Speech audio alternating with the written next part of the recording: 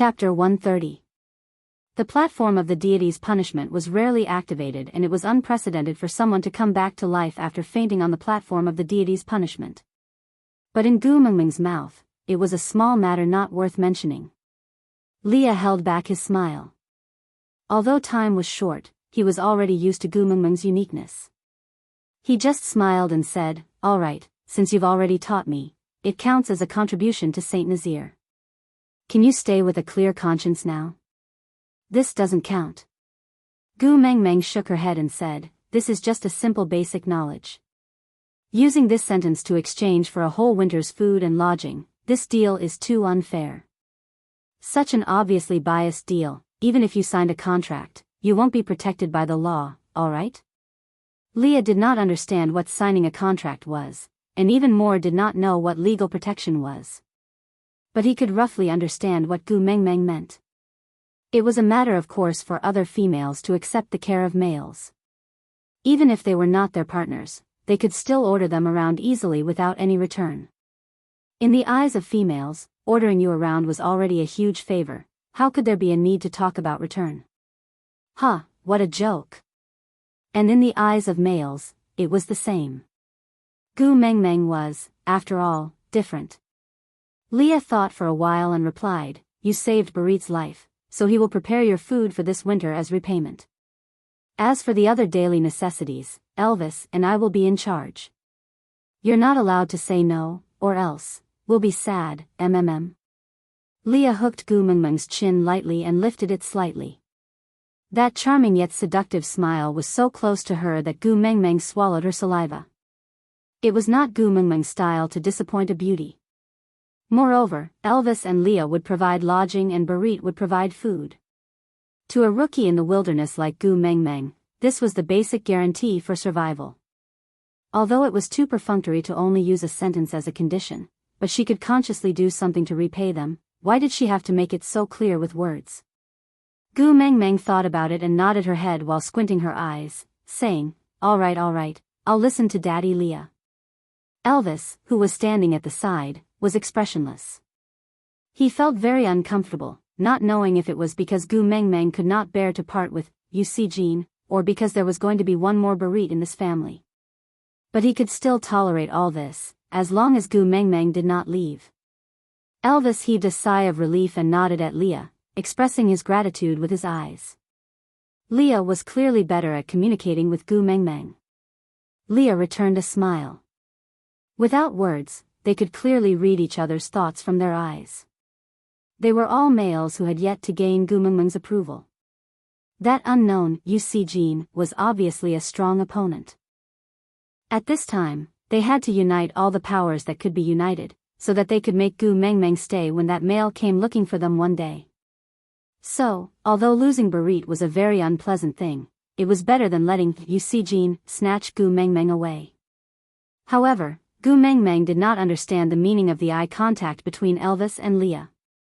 She just felt a sense of relief, as though a shackle had been removed from her body after she had explained everything clearly. Without any worries, she then noticed what Leah had been holding in his hand. Wasn't that what she wanted? "Daddy Leah, is this for me?" Gu Mengmeng asked, but she had already snatched the item from Lee's hand. She held it in front of her eyes and looked at it carefully. Then, she brought it to the tip of her nose and smelled it seriously. She could not be wrong, she could not be wrong. This was exactly what she wanted. Aside from the topic, good news, I've received notification from the editor that this article will be PK on QQ reading from the 5th of December to the 8th of December. If we win the PK, we will receive more recommendations. So, Jean Tai Steel will add more updates to repay the babies for their support. Babies who are using QQ reading to catch up on the article, please do not read the article in these 3 days and catch up with the updates every day. And those recommendation tickets, the free ones, please give them to Jeaner. Thank you. If there are babies who want to reward Jeaner, please do so within these 3 days, because it will definitely affect the PK results. As for messages, I don't need to say it, right? If you love me, tell me loudly. Chapter 131. Leah looked at Gu Mengmeng's face that was full of curiosity and could not help but smile. His gaze was filled with tenderness as he replied, "Yeah, the scent you smelled on my hand just now was from it. You recognize it?" Gu Mengmeng grinned till her teeth could not be seen. She nodded and said, "Yes, of course I recognize it. This is ginger." Ginger? Leah savored the word. Although the name was different, Gu Mengmeng did not look like she recognized it wrongly. From honey, bees to fish, she had already given many different names. As such, Leah was no longer surprised by the new words that came out of Gu Mengmeng's mouth. He just thought that maybe he should get used to Gu Mengmeng's way of addressing things and accommodate her habits so that her life would be more comfortable. So, Leah did not correct Gu Mengmeng's wording and did not tell her that in the beast world, this thing was called yellow root. Yeah, if you use this to cook fish, you can remove the fishy smell. When the time comes, you can cook a big pot of it. It's fragrant, warm and convenient. Gu Mengmeng gestured as she spoke. But as she gestured, her little face suddenly collapsed and she said, "What a pity, there isn't even a pot here. I shouldn't have gone to learn business management. Wouldn't it be better if I knew metallurgy? Then I would know how to forge iron and cast a pot now." Pot. Elvis continued Gu Mengmeng's sentence. He did not like her frowning look and could not stand her disappointment and regret. If she wanted it, he would never back down even if he had to fight with the beast deity. Gu Mengmeng nodded and her cheeks puffed up like buns. She said, "You all ate raw meat in the past so you definitely don't need this thing. But I really need it, my stomach can't take eating barbecue every day. Where can I find a pot?" "I'll help you find it," Elvis said. "There shouldn't be one here." Gu Mengmeng sighed and decided to give up helplessly. But Leah circled his large tail and placed Gu Mengmeng at the base of his tail for her to sit steadily. His furry large tail formed an angle like a sofa for Gu Mengmeng to nestle comfortably. He sat sideways on the floor and played with Gu Mengmeng's hair while asking, "Tell us, what does a pot look like? Maybe we have it here too, just with a different name?" Gu Mengmeng had never been immune to Lee's big tail. Once she hugged his tail and stroked his fur, she basically did not think before speaking. She would answer whatever Leah asked. A pot is a container for cooking. It can be roasted over a fire. It's usually made of metal, but now, even if you give me a piece of iron, I don't know how to smelt it, so it's impossible for me to make a pot. Leah and Elvis exchanged glances, clearly not knowing what metal was. Elvis was confident in Lee's communication skills, so he did not interrupt and just stood quietly at the side, waiting for him to continue asking. Leah asked, "Other than iron, are there any other wok materials?" Gu Mengmeng thought about it seriously and replied, "There's also a stainless steel pot. Oh right, there's also a pot made of stone. The Koreans use it to mix rice. But we also need steel tools to cut the stone, so we can't make a pot without iron. Sigh, I've been eating barbecue every day, and my throat is starting to hurt." After Gu Mengmeng finished speaking, she pouted her lips to express her dissatisfaction, but there was nothing she could do.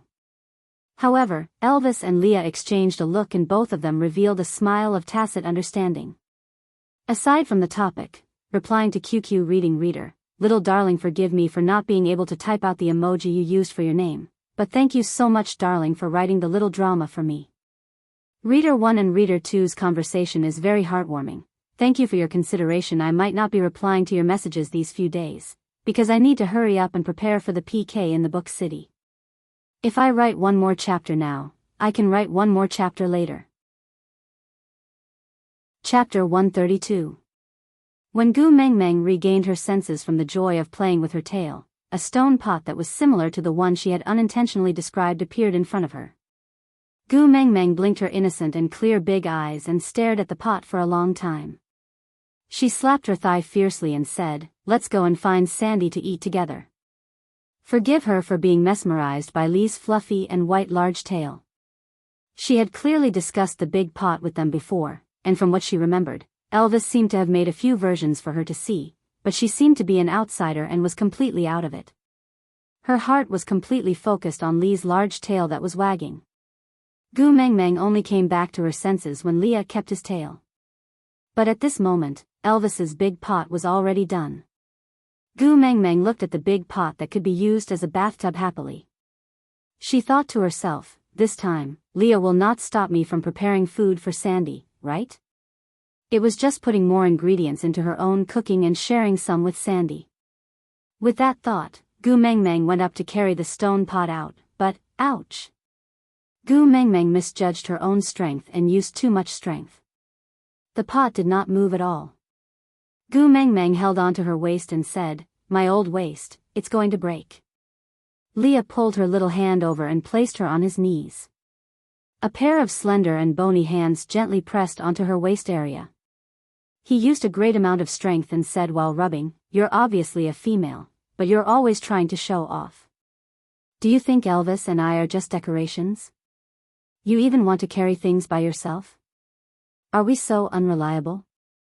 I didn't mean it that way. Gu Mengmeng smiled apologetically and said, I don't want to trouble others for things that I can solve myself. Or else, you guys will be bothering me soon. Silly girl. We will never be bothering you. Leah held Gu Mengmeng's little hand gently and kissed the back of her hand. He looked up into her eyes and said affectionately, it's our honor to be able to take care of you. Give us such an opportunity, all right? Leah nodded. Gu Mengmeng felt that her nose was about to bleed again. She pinched her nose with one hand and looked up, Daddy Leah, you broke the rules. Oh. Leah glanced sideways, looking at Gu Mengmeng with an expression of, I'm eager to hear more. Gu Mengmeng said, you can't put your devilish face too close to me, I'm afraid I won't be able to control myself and pounce on you. However, Leah suddenly smiled and opened his arms wide. He retracted his chin slightly and said with a lustful smile, it's my pleasure, you don't have to stand on ceremony. Puff, Gu Mengmeng widened her eyes and pointed at Leah's feet, shouting, Daddy Leah, you've lost your integrity.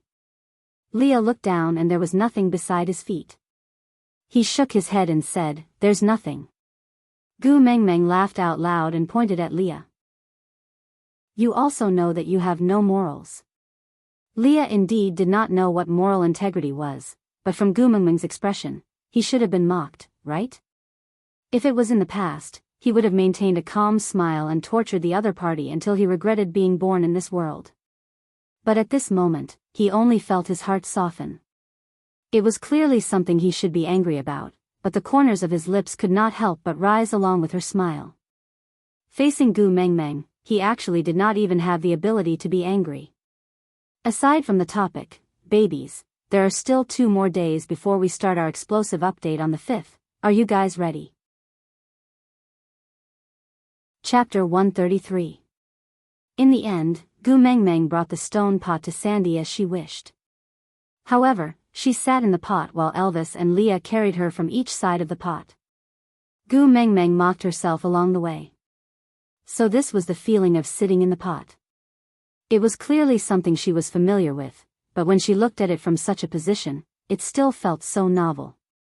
When Gu Mengmeng reached Sandy's cave, Elvis quietly stopped a distance away from the cave and handed the pot and Gu Mengmeng over to Leah. Gu Mengmeng tilted her head and asked, Leader, aren't you going with me? Elvis smiled and patted Gu Mengmeng's little head, replying, although I am the leader of Saint Nazir, I still have to abide by the rules of territorial division. Gu Mengmeng then remembered that even if they were from the same tribe, they still had the concept of territorial division. So she turned back to look at Leah, saying, then is it not convenient for you to go in too? Why don't you two wait here for me? I will go in and call Sandy out, then we can go somewhere else to cook. Leah smiled elegantly, I am a witch doctor, I am not restricted by territorial restrictions. Moreover, Adali's injuries look quite serious, I can go over and take a look at him. Adali. Gu Mengmeng was stunned for 3 seconds, she thought for a while before recalling that it was one of Sandy's partners. Because Sandy defended her, he got into an argument with Nina and was severely injured by Nina's partner. Yes, no matter what, he was injured because of me, I should show my condolences. As Gu Mengmeng said that, she wanted to jump out of the pot and run towards Sandy's cave. But the moment her feet touched the ground, Leah grabbed onto her arm. With just a little force, Gu Mengmeng fell backwards into Lee's arms. Looking up at Leah who was hugging her with one hand, Gu Mengmeng felt as if she could see countless pink bubbles surrounding them. Ah, so when the male and female leads suddenly hugged each other in idol dramas, that rotating slow-motion scene and accompaniment really existed. Adali was injured because of Sandy, not you. You don't have to care too much about him, because I will be jealous. Gu Mengmeng nodded her head in confusion. She felt a tinge of sweetness in her heart, and the only thought in her mind was, perhaps, dating in the beast world is not bad, if the other party is Leah. Leah seemed to have seen something in Gu Mengmeng's eyes. He could not explain it clearly, but it made his mood extremely good. He liked the way Gu Mengmeng looked at him, as if she belonged to him. Leah carried the stone pot with one hand and hugged Gu Mengmeng with the other. This setup of a village woman did not diminish his demonic and fairy-like aura at all. Perhaps it was because of his occupation. The stone pot in his hands was like a magical instrument used for sacrificial rituals and not a cooking tool. Before Leah reached the entrance of Sandy's cave, Sandy had already come out to welcome him. She did not look too good, and when she saw Gu Mengmeng, she forced a smile and greeted, "Gu Mengmeng, you're here." Gu Mengmeng could not bear to see Sandy suffer, so she hurriedly jumped down from Lee's arms and pounced towards Sandy. In her heart, she gave herself a big thumbs up for not choosing a lover over a friend. "What's wrong? Did you not eat your fill just now? I just brought some new tools over, let's cook something to eat together, alright?" Sandy looked at the things in Lee's hands that she had never seen before. As a foodie, this was the first time she was not interested in eating. She just pulled Gu Mengmeng's hand and said, "Can you help me request Leah to take a look at Adali again? He's very badly injured."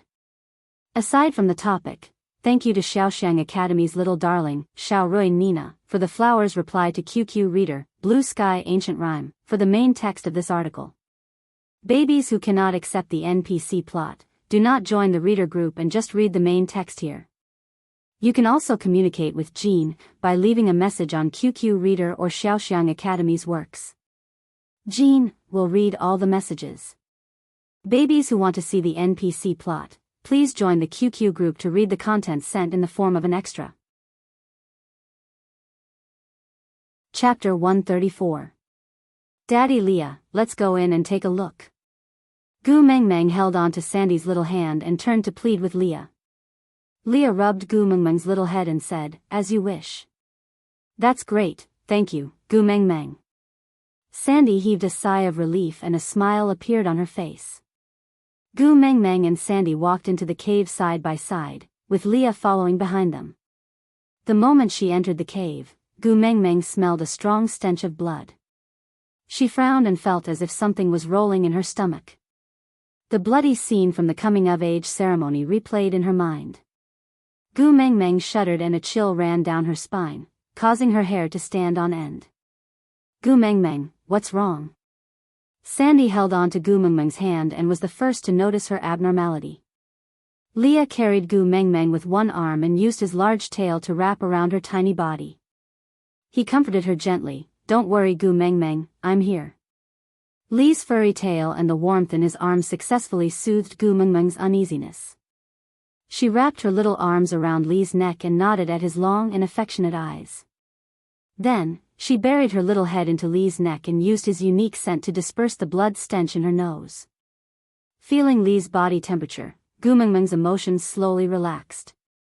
Seeing that Gu Mengmeng had regained her composure, Leah said to Sandy, "Ask your partners to carry Adali out, the smell here is too horrible, I can't stand it."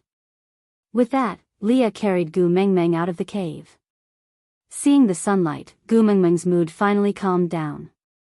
She looked at Sandy in embarrassment, feeling as if she was visiting a patient in the hospital and telling the patient, "I'm here to visit you, but the smell of the hospital is too strong, I don't like it, so come to the coffee shop outside the hospital and let me visit you." More importantly, the person being visited was obviously seriously injured and couldn't move on his own.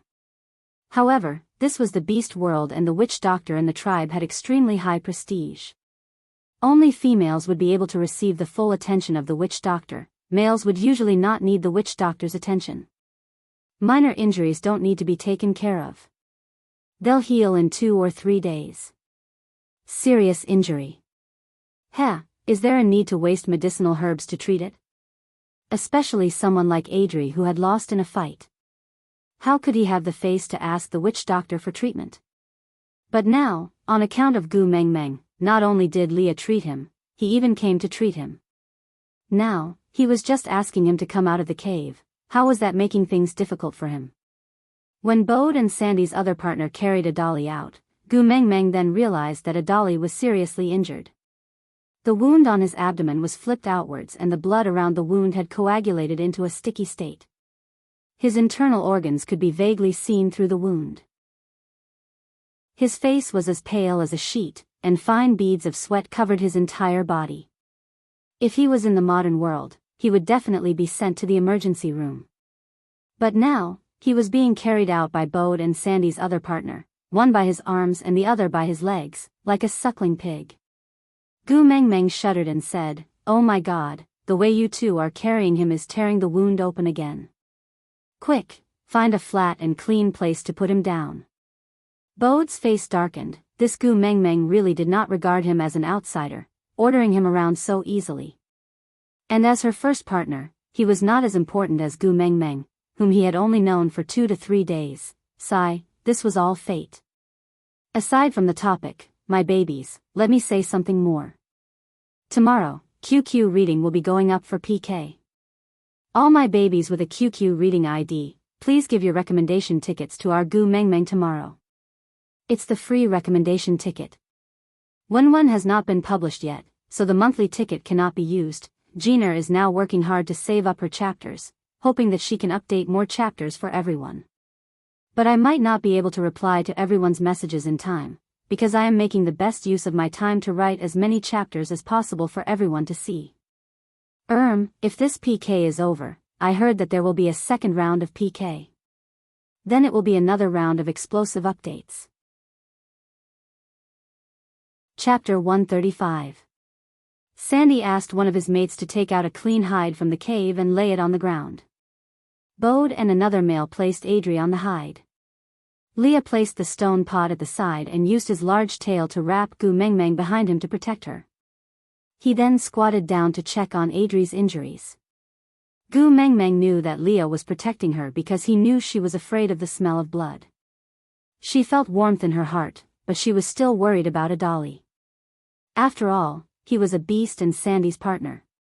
Although Leah said that Adri's injury had nothing to do with her, Gu Meng Meng still felt guilty. So for the first time, she resisted the temptation of her big tail and climbed onto Lee's back. She lay on Lee's shoulder and peeked out her little head to examine Adali's wound with Leah. If we just leave it like this, it will definitely be infected. Gu Meng Meng muttered softly. Leah tilted his head and asked Gu Meng Meng, "Then what do you think we should do?" Although Gu Meng Meng kept saying that what happened to Barit was just common sense and could not be considered as reviving the dead, but to Leah and everyone else, it was already a miraculous feat. Gu Meng Meng's extreme, general knowledge was enough to crush many witch doctors in the beast world. So Leah still valued Gu Meng Meng's opinion.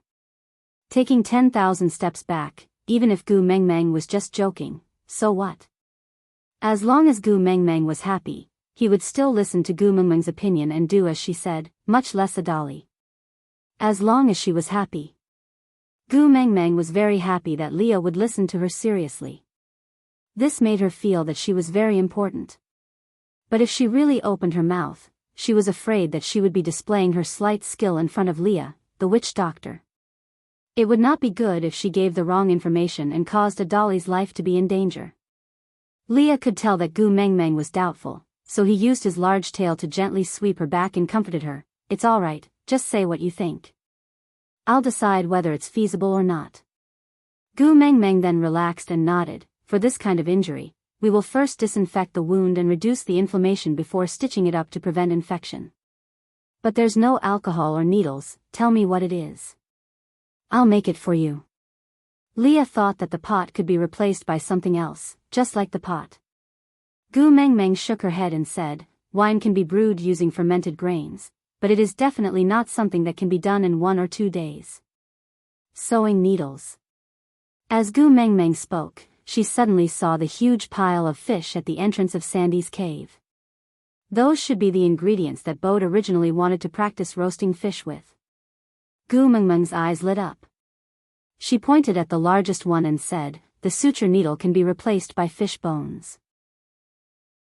Without waiting for Gu Mengmeng to say anything, Bode had already carried the biggest fish over.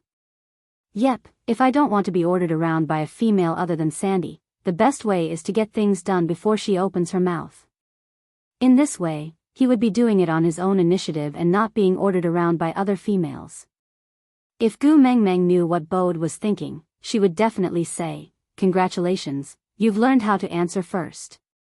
It was a pity that Gu Mengmeng only cared about choosing a suitable bone from the fish bones and did not have the time to tease Bode.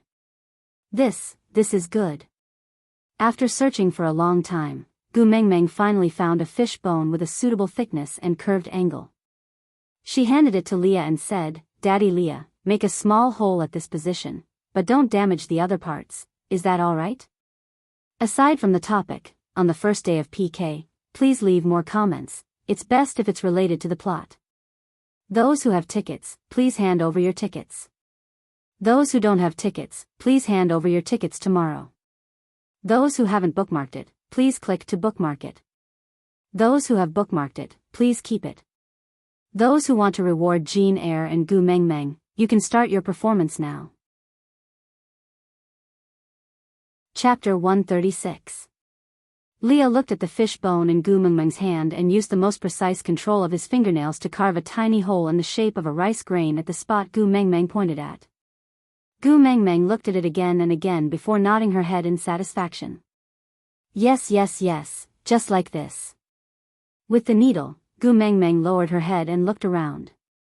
She saw the stone pot that Leah had placed at the side and said to Sandy, "Sandy, ask your partner to start a fire and find 3 tree trunks as thick as this one and some sturdier tree vines."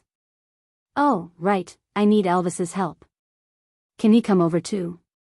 Sandy replied, "Of course." After getting Sandy's permission, Gu Mengmeng turned to Elvis and shouted, "Leader, you can come over now." Sandy has agreed. Actually, with Elvis's hearing, Gu Mengmeng really did not need to shout like that because he had already heard their conversation just now. However, it felt different to be called over by Gu Mengmeng. Elvis walked in front of Gu Mengmeng and asked, "What can I do for you?" Gu Mengmeng replied, "I remember there were many animal organs thrown at the stream just now. Leader, can you help me ask if anyone still wants those organs? If they don't want them, then help me take one of the intestines back. If they still want it, I'll go get it for you." Elvis interrupted Gu Mengmeng. What a joke. Would anyone dare to not give what his Xiao Meng wanted? Gu Mengmeng nodded. She suddenly thought of something and pulled Elvis, who was about to leave. She turned to Sandy and asked, "What is your Adali's original form?" Sandy replied, "He's the same as me. He's from the bear tribe." Gu Mengmeng nodded and said, "Leader, I remember a few people ate bear's intestines just now. Can you see if there are any bear intestines left? If you have a choice, take a bear's intestine." Elvis did not ask why and just nodded his head in agreement. He then kissed Gu Mengmeng's forehead and turned to walk towards the stream. Leah was a little jealous and said, "Everyone has something to do but I'm the only one with nothing to do." Gu Mengmeng laughed and said, "You're the chief surgeon today. Your hands are going to be operated on later. How can you do other chores? If he injures his hand, who's going to suture a dolly later? Me?" Leah was a little surprised. "Of course it's you.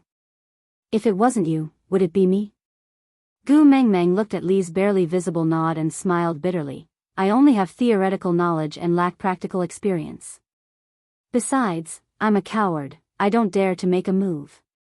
Leah used his large tail to encircle Gu Mengmeng back into his arms. He swayed his tail from time to time and said, "All right, I will listen to Gu Mengmeng. I'll do whatever Mengmeng asks me to do." What a glib tongue.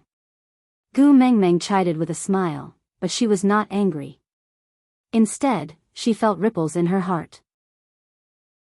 Bode and the other 2 males brought the tree branches that Gu Mengmeng wanted in a short while and started a fire. Gu Mengmeng instructed Bode to tie the 3 thick tree branches together with tree vines at an angle of about 120 degrees. The 3 tree branches were evenly distributed and became a simple frame. Gu Mengmeng used the tree vines to hang the stone pot up. She originally wanted to hang it above the fire to boil a pot of water to disinfect a dolly. Unfortunately, she miscalculated the weight of the stone pot. The moment she hung it up, the tree vines snapped with a clang. The stone pot really fell down and smashed into the fire, causing sparks to fly everywhere. Aside from the topic, a few days ago, a reader suggested to me to let Sandy give birth to a son named Winnie. I thought about it for a while. Yeah, that's good. It obviously solved the problem of my name being useless. So among Sandy's 6 partners, I arranged a bear tribe. Chapter 137. Lee's reaction was extremely fast. He scooped Gu Mengmeng back and locked her in his arms. He turned around and used his back to block all the sparks. Gu Mengmeng was indeed shocked. She shrunk into Lee's arms and did not dare to move. After a long while, she stretched her neck out to take a look. But the moment she moved, she heard Leah say, "Mengmeng." Huh? Gu Mengmeng felt a little guilty. She lowered her head like a child who had done something wrong. But she lifted her eyes to peek at Lee's expression. As expected, Leah could not even maintain his smile. He held onto Gu Mengmeng's shoulders and adjusted to her height. He stared straight into her eyes and said, "Do you know how scared I was just now? If you were hurt even a little, it would be more painful than having my heart gouged out." Gu Mengmeng pursed her lips and said, "I didn't know that pot was so heavy, huh?" Leah did not buy it. He was unusually stern and did not leave any room for negotiation. "I know my mistake." Gu Mengmeng lowered her head and maintained a good attitude. "What did you do wrong?" Leah did not intend to let her off just like that. This little female, if he did not teach her a lesson, she would really dare to do anything. "That branch is too thin. I should have asked Bode and the rest to find a thick one from the start." "Oh, that's right, we should not have set up a pot. We should have built a stove so that it would not fall." The more Gu Mengmeng said, the more she felt that it made sense. She nodded and said, "Yeah, yes, we should have built a stove." Gu Mengmeng.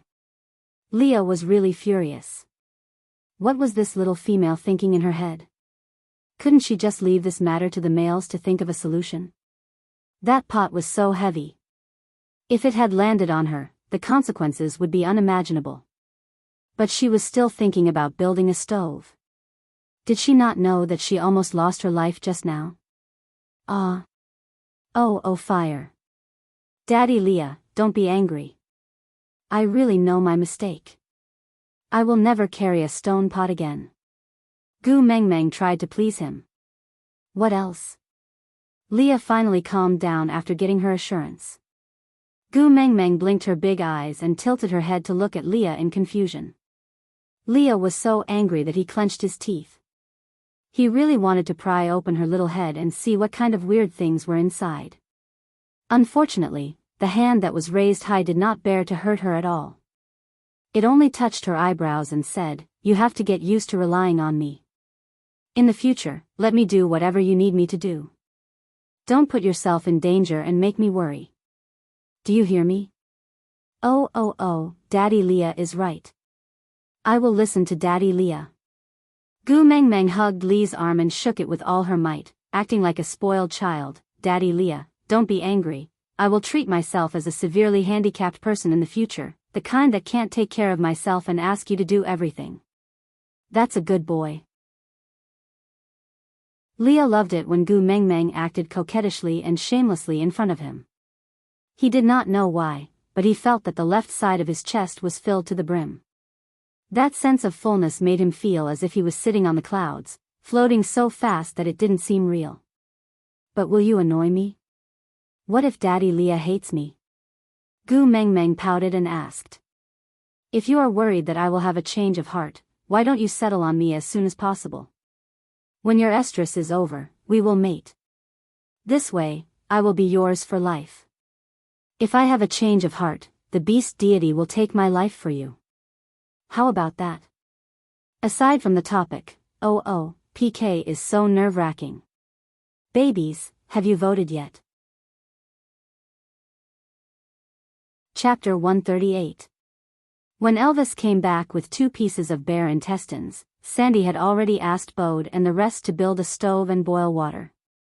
Elvis was a little surprised at the matter of boiling water, but the smell of the thing in his hands was too strong, so he did not dare to get close to Gu Meng Meng. He just stood at a distance and asked, "Xiao Meng, do you still want this?" Gu Meng Meng turned around and saw Elvis carrying a piece of intestine that was as thick as her arm. It was bloody and dripping with yellow liquid, and the stench almost made Gu Meng Meng vomit. Gu Meng Meng looked at Elvis. But thinking of the heavily injured Adali, she clenched her teeth and said, "Yes, this is very important." Elvis's sense of smell was much more sensitive than Gu Meng Meng's. The smell of the intestines almost suffocated him. But because it was what Gu Meng Meng wanted, he carried it along the way and did not throw it away. But Elvis was not willing to pass this smelly thing to Gu Meng Meng. Gu Meng Meng also did not have the intention to wash it herself. She was kind, but not to the extent of being a saint. Hence, he turned around and said to Bode, "Bode, go and wash that bear's intestines for me. Clean them inside and out." Bode slammed the table and said, "Why me again?" Gu Meng Meng spread her hands and said, "Because I can only remember your name." Bode thought to himself, what the F***K, but he was helpless. Gu Meng Meng had a strong backing and he could not afford to offend her. Not to mention Elvis and Leah, who were already emitting a strong aura. Just Sandy's unhappy gaze was enough to send a chill down Bode's spine. Resigned to his fate, he pinched his nose and walked to Elvis. He took over the bear intestines from his hands bitterly and transformed into a leopard to fly downstream to wash this stupid thing. Elvis looked at his own hands and said, "I'm going out for a while, I'll be back in a while." "All right." Gu Meng Meng knew that Elvis had a sharp nose. The smell that was still lingering on his hands must have made him break down. He must be going to wash his hands. Sandy moved closer to Gu Meng Meng and smiled meaningfully. Gu Meng Meng is really the #1 beauty of Saint Nazir. Even Elvis is used to reporting to you, he even needs your approval to wash his hands. Gu Meng Meng did not know whether to laugh or cry. "You're thinking the wrong way. Leader is just more of a gentleman." Sandy nodded perfunctorily and asked, "Then what do we do next?" Gu Meng Meng used mud to extinguish the fire and waited for the water to cool to a suitable temperature before asking Sandy's partner to help carry him to Adali's side. She used a small leaf to scoop some water to clean Adali's wounds, then scooped some water to carefully help Leah wash his hands. When the green-faced Bode returned, he washed the bear intestines again with warm water and made Leah use his fingernails to tear the bear intestines into thin strips that could barely pass through the fishbone needles. When everything was ready, Gu Meng Meng handed the fishbone needle to Leah. "Daddy Leah, I'll leave the rest to you." Leah took over the fishbone needle but only stared straight at Gu Meng Meng. He had no intention to proceed to the next step. Gu Meng Meng thought that Leah did not know what to do, so she guided him again. "Daddy Leah, don't be nervous. Just sew up the 2 sides of the wound and don't let the wound open like this. I believe in you, you can definitely do it. Do your best," but Leah twitched his mouth. "My hands will be dirty if I do that." Gu Meng Meng nodded. "It will definitely be stained with blood. You just have to wash it." Leah said, "But you're the one who washed my hands. How can I dirty them for other males?" Gu Meng Meng, aside from the topic. Chapter 139. Under Gu Meng Meng's repeated coaxing and guarantee that after Leah was done with Adali's wound, Gu Meng Meng would kiss him and wash his hands clean. Only then did Leah reluctantly start stitching Adali's wound. She had to admit that Leah was really awesome in some professional fields. The tenacity of the raw gut suture was not good, but he was able to stitch up Adali's wound with ingenious angles and strength without any experience. Adri was a real man. Without anesthesia, he didn't even let out a groan. He clenched his teeth and stared at Sandy, as if there was nothing he couldn't endure as long as he could see Sandy. The entire process only took about 3 minutes. When Leah placed the last stitch perfectly, Gu Mengmeng's heart finally relaxed. To be honest, Gu Mengmeng felt her heart ache just by looking at him. But he was her best friend's man after all. She still had to avoid arousing suspicion. So Gu Mengmeng told Sandy, "Hurry, and go take a look at a dolly. I will go with Leah to the stream to wash my hands and come back later." "All right." Sandy did not know how to take care of an injured person, so she just followed Gu Mengmeng's instructions and sat beside a dolly. She stared at a dolly who was forcing himself to smile and gently wiped the sweat off his face. Leah transformed into a snow fox and carried Gu Mengmeng on his back. They came to the upstream of the stream and without a word, they directly rushed into the water. Plop plop plop, Gu Mengmeng and Leah fell into the water separately. Gu Mengmeng stood up with a chuckle and wiped the water off her face. She saw Leah standing in the water completely naked. The stream's water barely reached his waistline and the 2 mermaid lines were faintly discernible, causing one's imagination to run wild. His broad shoulders and narrow waist were graceful. He was not as muscular as Elvis and did not look as strong and powerful as Elvis, making others not dare to underestimate him. However, he had a sense of strong and healthy beauty. His skin was translucent and fair like jade, but did not have a hint of femininity. Gu Mengmeng could always sense a demonic or immortal aura from him, but she had never confused his gender. His silver-white long hair was casually draped behind him, glistening with a watery light due to the stream. Under the refraction of the sunlight, there seemed to be a rainbow halo. F*******. Daddy Leah was too much of a foul. I really want to pounce. What should I do? Leah stood at his original spot, his eyes filled with unparalleled charm. He raised his slender and bony hands from the water, creating countless ripples. With his palm facing upwards, his fingers naturally curved inwards while his index finger extended forward. Then, he hooked it lightly and called out in a hoarse voice, "Meng Meng, come over and help me wash." Puff, Gu Mengmeng could only feel something flowing out from her nose. It was sweet and hot. Gu Mengmeng touched it with the back of her hand. Damn, it was bleeding again. Lee's reaction was even faster than Gu Mengmeng's. The water did not seem to pose any resistance to him as he glided to Gu Mengmeng's front. He wrapped one arm around Gu Mengmeng's waist and the other gently lifted her little chin to tilt her head up. He frowned and his gaze was filled with heartache. His crimson thin lips slowly moved downwards, pressing against Gu Mengmeng's lips. Thump, thump. Gu Mengmeng felt that her heart was about to jump out and her nose was bleeding more and more profusely. First kiss? Was it going to be sacrificed here? Under such a situation where her nose was bleeding all over? Other people's first kiss was very romantic. Why was her first kiss so pathetic? But, why was there a vague sense of anticipation in her heart? Aside from the topic, in reply to QQ Reader, love is like a song, the string breaks and the person scatters. Thank you baby for your suggestion, I will try my best to speed up the pace. As for feelings, you said that it was too cruel to treat the orcs with the modern concept of love. This point cannot be denied. But baby, please think about our Gu Mengmeng. After all, she had just transmigrated a few days ago. It would be too difficult for her to accept the settings of the venerable female of the beast world, polygamy, and having to get married immediately after her period. She had to go through an adaptation process. Using an old saying, the most generous love is to give you time. If a man is not even willing to spend some time on you, what right does he have to say that he loves you? Chapter 140. Just as Gu Mengmeng was about to close her eyes, Leah stuck out his pink tongue and licked Gu Mengmeng's nose lightly. That crimson blood was like cinnabar on his lips, making him look extremely seductive. Leah used his index finger to wipe the blood from Gu Mengmeng's nose into his mouth, then looked at Gu Mengmeng with misty eyes and said, "Just as I thought, you are very delicious." Gu Mengmeng quivered and woke up from the crimson romantic bubbles.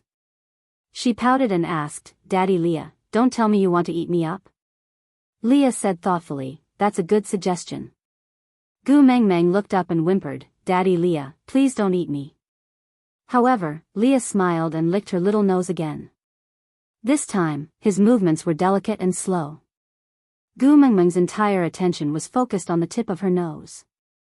She could clearly feel every minute movement of Lee's, and even clearly saw him sucking on her little nose at the end. Licking his lips with his red tongue, Lee's bewitching face stopped inches away from Gu Mengmeng.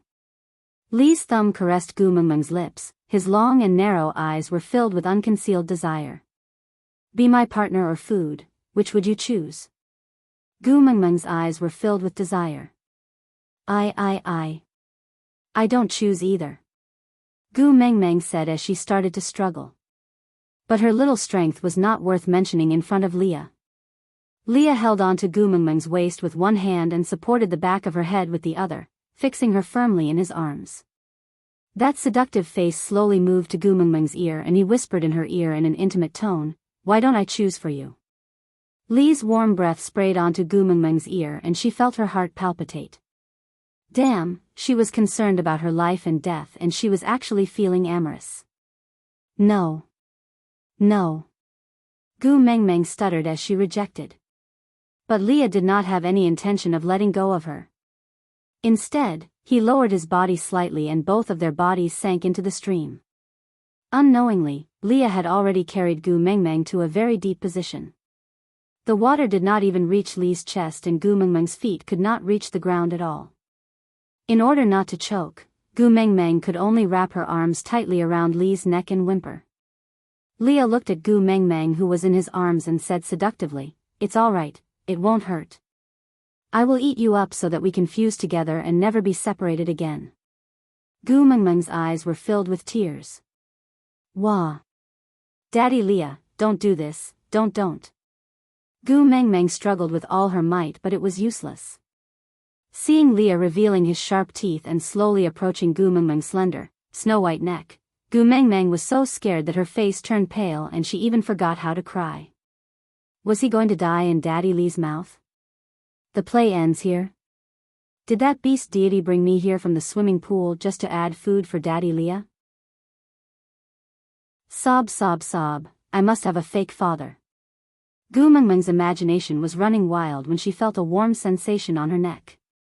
It was wet and slightly painful but it did not feel like the pain of being pierced by teeth. This feeling was a little weird. Gu Mengmeng tried her best to use the corner of her eyes to look at Leah who was lying on her neck and called out, "Daddy." "Leah.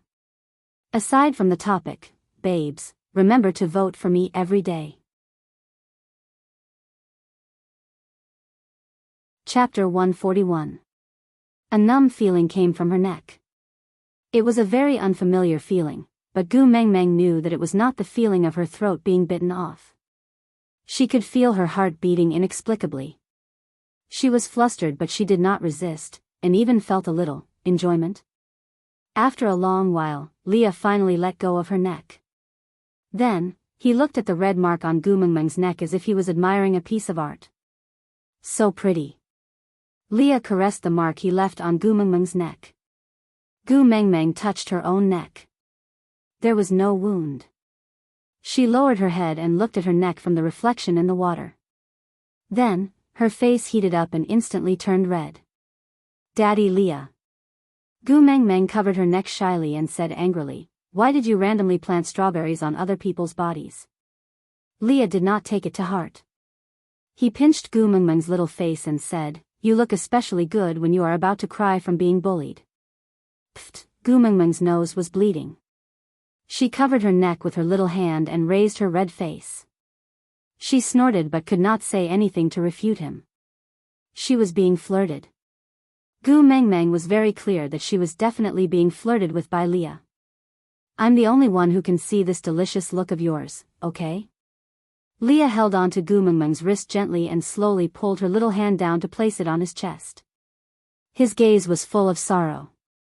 Every word that came out of his thin red lips made Gu Mengmeng's heart feel like it was an open shell being touched by a gentle hand. That tender and sensitive nerve sent a strange stimulation, making Gu Mengmeng's blood boil and her face burn up. Gu Mengmeng could not care less about the hickey on her neck. She only used her still mobile hand to pat her face with water to cool down her burning face. Lee's smile looked so unreal under the refraction of sunlight and water. It was as beautiful as poppies on the other side of the ocean, exuding a fatal temptation. Lee's lips slowly approached Gu Mengmeng again. This time, it landed firmly on her lips. He did not intrude, nor did he move away. He just kissed Gu Mengmeng with his lips sticking to hers, using this method to convey his appreciation and adoration. After a long while, Leah slowly moved his lips away and asked with a suggestive tone, "Regarding kissing you without permission, should I apologize or confess?" Gu Mengmeng's mind froze. Why did these words sound so familiar? After being stunned for a moment, Gu Mengmeng finally recalled that this was the line she had told Sandy in Descendants of the Sun. However, Elvis had forcefully imagined a Chiang Yao drama and paired her and Yu Sijin together, so the story only ended at this point. Gu Mengmeng pouted. She was a little unhappy that Leah had to copy someone else's confession and was not even willing to think of a confession himself. She mumbled, "Why are you copying him?" Leah held the back of Gu Mengmeng's head gently and kissed her forehead. Then, he replied, "As long as it's something you like, I'm willing to learn. Even if I have to destroy myself and become someone else's shadow in your eyes. I'm willing." Her heart was stabbed harshly. Gu Mengmeng was filled with guilt for her complaints just now. One of her hands was pressed against his chest by Leah and had not released it. Gu Mengmeng just went with the flow and laid on Lee's chest. She pressed the side of her face against his bare chest and listened to his strong heartbeat. Once, twice, mating was too heavy a burden. Gu Mengmeng knew that she could not make such a promise. But, maybe dating would not be bad. Aside from the topic, thank you to Xian Bao and Chen Xiaoyu for your tips. I have truly received all of your encouragement. Also, I don't want to waste time explaining which is better between NPCs and 1v1. Everyone has different views on love and values. We don't have to force everyone to agree with us, right? In order to not cause more misunderstandings, I won't reply to NPCs and 1v1 messages anymore. Chapter 142. Confess. Gu Mengmeng said softly with a blushing face. The corners of Lee's lips curled upward slightly. Something in his heart seemed to have calmed down and spread throughout his entire body. Leah changed his posture and used his forearm to support Gu Mengmeng's butt, hugging her like he was carrying a child. Using his other hand to lift her chin, he looked at Gu Mengmeng with eyes that could drown a person to death and said, "In my name, I swear to the beast deity that I will pledge my loyalty to you for the rest of my life. From today onwards, you are my God, my life, my everything." Gu Mengmeng's face was burning hot and she felt all the blood in her body rushing to her head. Pursing her lips that were dry from the heat, Gu Mengmeng said hesitantly, "What I mean is, I can date you. I'm not ready to mate." Gu Mengmeng had already explained her views on love to Leah long ago and Leah remembered the dating process that Gu Mengmeng said to him. Leah was already very satisfied to be able to transition from friend to lover in such a short time. He did not want to force Gu Mengmeng. No matter how badly he wanted to mate with Gu Mengmeng and become the rightful person by her side, he had to respect Gu Mengmeng's feelings first. How could his woman be wronged? "Tell me, what kind of relationship is it?" Leah approached Gu Mengmeng's lips slowly and stopped at a fingertip's distance. He asked in a slightly hoarse voice, "Is it a relationship where I can kiss you whenever I want to?" Gu Mengmeng knew very well what would happen if she nodded her head slightly. Her heart was beating wildly and she replied with a single sound in anticipation and shyness, "Yeah." Leah lifted her little chin and gently brought her lips into his mouth. This time, Lee's tongue entered Gu Mengmeng's mouth nimbly, tasting the sweetness in her mouth wantonly and greedily. Until Gu Mengmeng was almost suffocating, Leah then released her reluctantly. Both of their gazes were in a daze and Leah could clearly feel the solid throbbing in his left chest. He knew very well what this familiar yet strange feeling meant. Leah could not explain it clearly but he was once again certain that he could not let go of this female Gu Mengmeng in this lifetime. After all, it was almost winter, and the stream water was still somewhat cold. Leah was afraid that Gu Mengmeng would catch a cold, so he did not stay in the water for too long. He did not know where he had lost the beast skin dress when he transformed, and he was not in the mood to look for it, so he just carried Gu Mengmeng up to the shore. He knew clearly that Elvis had already caught up to them and he had clean clothes for Gu Mengmeng to change into. In other words, Elvis must have seen everything just now. Leah and Elvis hoped that they could successfully separate Gu Mengmeng's feelings for him before Yu Sijin arrived, or even directly replace him. They had the same idea and did not need to discuss it verbally. They had such a tacit understanding. This was also the reason why Elvis did not show himself even though he was already nearby. But this did not mean that Elvis could tolerate Leah threatening his status as the first partner, and Leah indeed did not have that intention. So Leah planned to carry Gu Mengmeng to Elvis's side. Firstly, he wanted to get some clean clothes for Gu Mengmeng to change into so that she would not catch a cold. Secondly, he wanted to take the opportunity to explain to Elvis. Out of topic, in the middle of PK, little babies, remember to vote for me in QQ bookstore. Chapter 143. But Lee's thought made Gu Mengmeng very conflicted. Damn it, Leah was naked. She did not feel anything when he was in the water just now, but now that she was out, the scene was too erotic and Gu Mengmeng's nosebleed was about to go out of control again. Daddy Leah. Gu Mengmeng hugged Lee's neck and stopped Lee's actions of going ashore. Leah stopped in his tracks and smiled dotingly. You're still calling me Daddy Leah? Gu Mengmeng was speechless. Damn it, calling her own boyfriend daddy, why did she feel even more embarrassed than before? Between lovers, what kind of a dress should there be? Leah was clearly asking sincerely, but to Gu Mengmeng, it sounded like he was asking a question that he already knew the answer to. The blush on Gu Mengmeng's face did not subside at all. Holding back the surging emotions in her heart, Gu Mengmeng said shyly, Then what should I call you? Lele? Or Yaya? Leah heard it and obviously did not like it, so he shook his head and said, Just call me Daddy, it sounds much better. Pfft, Gu Mengmeng deeply felt that Leah was purposely teasing her. But facing Lee's face, Gu Mengmeng could not bring herself to be angry. She just bashfully punched Lee's chest lightly. To show that she was angry, Gu Mengmeng directly called Lee's name, without any form of address. Leah, are you planning to go back like this?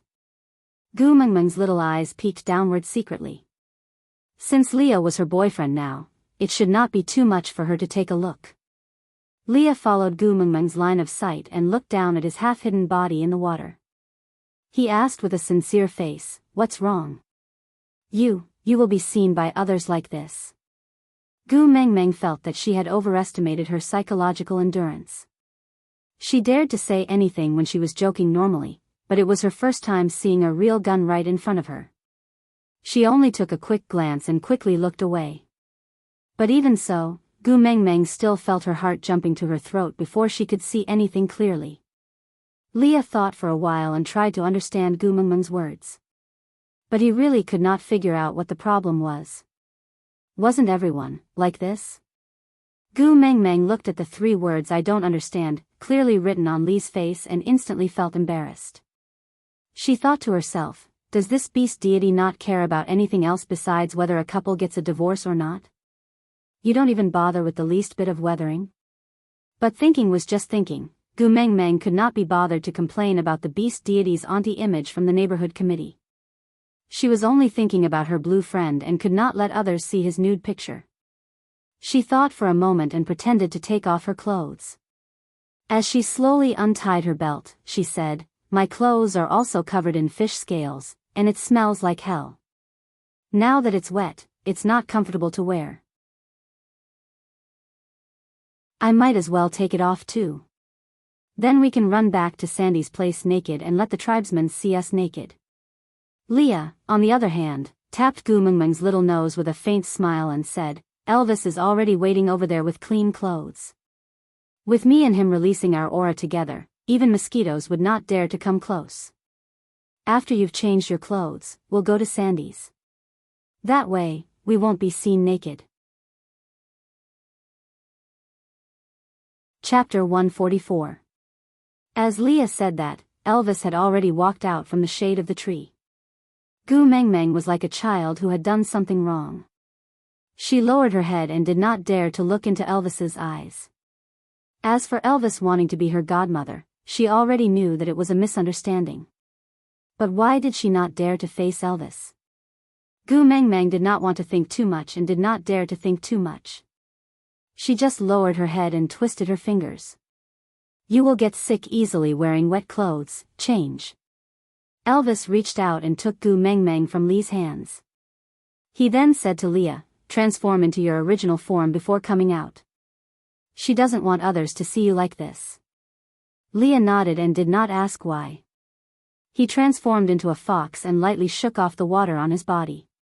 His fur became fluffy and he did not look like a drowned rat at all. It was as if he had used a hairdryer to dry his hair in the blink of an eye. TSK, even the heavens would look at one's appearance. Gu Mengmeng thought about how long she usually had to dry her hair and deeply understood the favoritism of the heavens. However, her blue friend was really good-looking. No matter if he was in human or beast form, he was so good-looking that one could not take their eyes off him. Elvis carried Gu Mengmeng to a place that was sheltered from the wind and then started to remove her clothes. Gu Mengmeng crossed her arms in front of her chest and said, no need, no need. I can change myself. Elvis's hand paused in mid-air and he stared at Gu Mengmeng with his deep gaze for a long time. Finally, he slowly lowered his hand and turned around indifferently, saying, I will guard you from the side. Call me if you need help. Oh, all right. Gu Mengmeng felt a tinge of guilt. She was the one who provoked Elvis without knowing the situation. Ever since they met by the lake, everything she did was enough to cause him to misunderstand.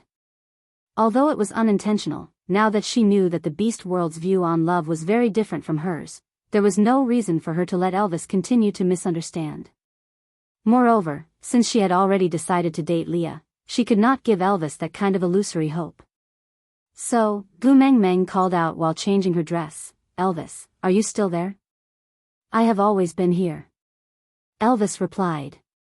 Gu Mengmeng said, Leah confessed to me and I agreed. Elvis remained silent for a long while before slowly replying, Gu Mengmeng said, where I come from, a female can only be with a male. Since I've agreed to date Leah, I won't have any other romantic partners. Elvis's voice was still indifferent, as if he did not care, but asked carefully, then, what about you, Jean? Gu Mengmeng smiled helplessly and shook her head. Is this joke not over yet? Didn't I tell you that this is just a story and there is no such person? Even if there is, his female is called Kang Moi Ian and not Gu Mengmeng. Silence. Another long period of silence. Just when Gu Mengmeng almost thought that Elvis had left, Elvis finally asked, then, what about me? This time, it was Gu Mengmeng's turn to be at a loss.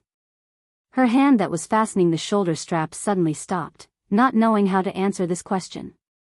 Time seemed to have stopped and Gu Mengmeng's mind kept repeating Elvis's sentence, what about me? This was a simple question made up of 3 words, but she did not know how to answer. Elvis turned around and walked over from behind the rock. He took over the little shoulder strap from Gu Mengmeng's hands and fastened it for her. He said while fastening it, you are now in Saint Nazaire, you just need to follow the rules here. Gu Mengmeng still did not say a word. She just looked up at Elvis's backlit face.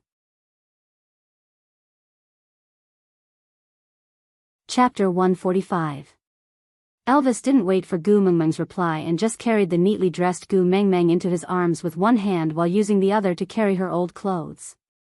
These were supposed to be thrown away but, she said she wanted to wash them before using them and he agreed to it. Leah transformed into a snow fox as promised and waited for them not far away. He heard the conversation between Gu Mengmeng and Elvis. It was undeniable that he felt a sense of beauty in his heart. The only one, such an unattainable word, yet Gu Mengmeng said, she wanted to give it to him? In this beast world, which male could resist such a temptation?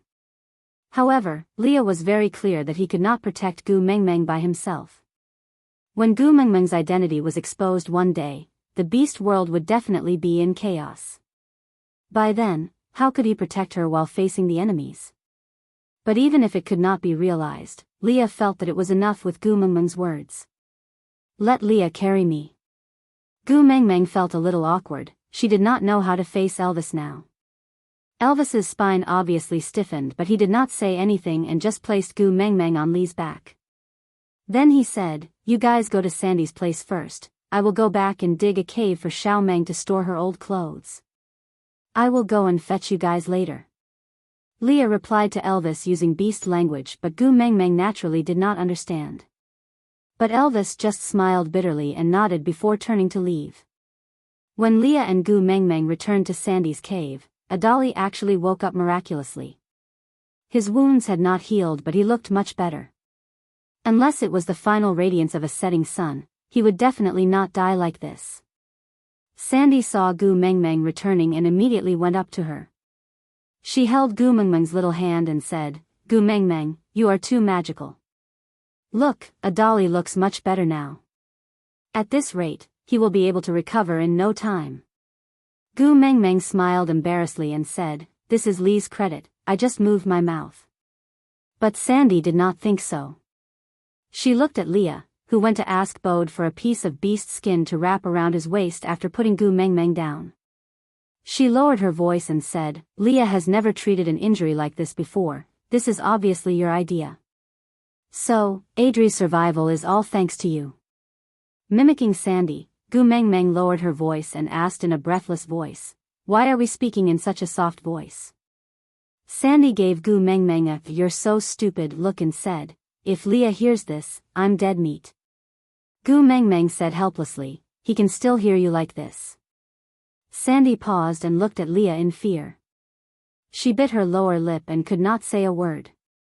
Then, she suddenly pulled Gu Mengmeng over and said, Gu Mengmeng, tell Leah not to be angry. Gu Mengmeng laughed out loud. My Leah is not so petty. Sandy and Leah were stunned. My Leah. These 4 words were clearly enough to quell any of Lee's anger.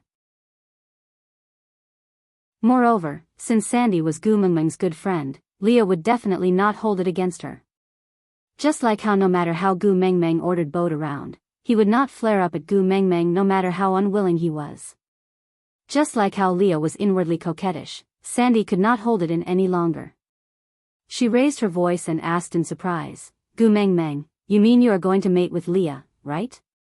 This way, you will always stay in Saint Nazaire. Even if Eugene comes to look for you, you will not leave with him, right? Aside from the topic, babies, it's hard to say about the stockpiling of chapters. Although I have been working hard, I can't release a lot of chapters every day.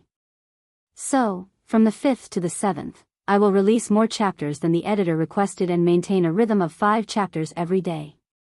Tomorrow, which is the last day of the PK, on the 8th, I will release all the chapters that I have saved up these few days.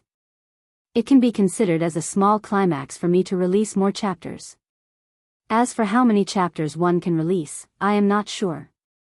Anyway, let's all look forward to it. The last thing I want to say is, there will only be the next PK after this one. If you still want to see Gina release chapters before it is published, please try to support him in these 2 days.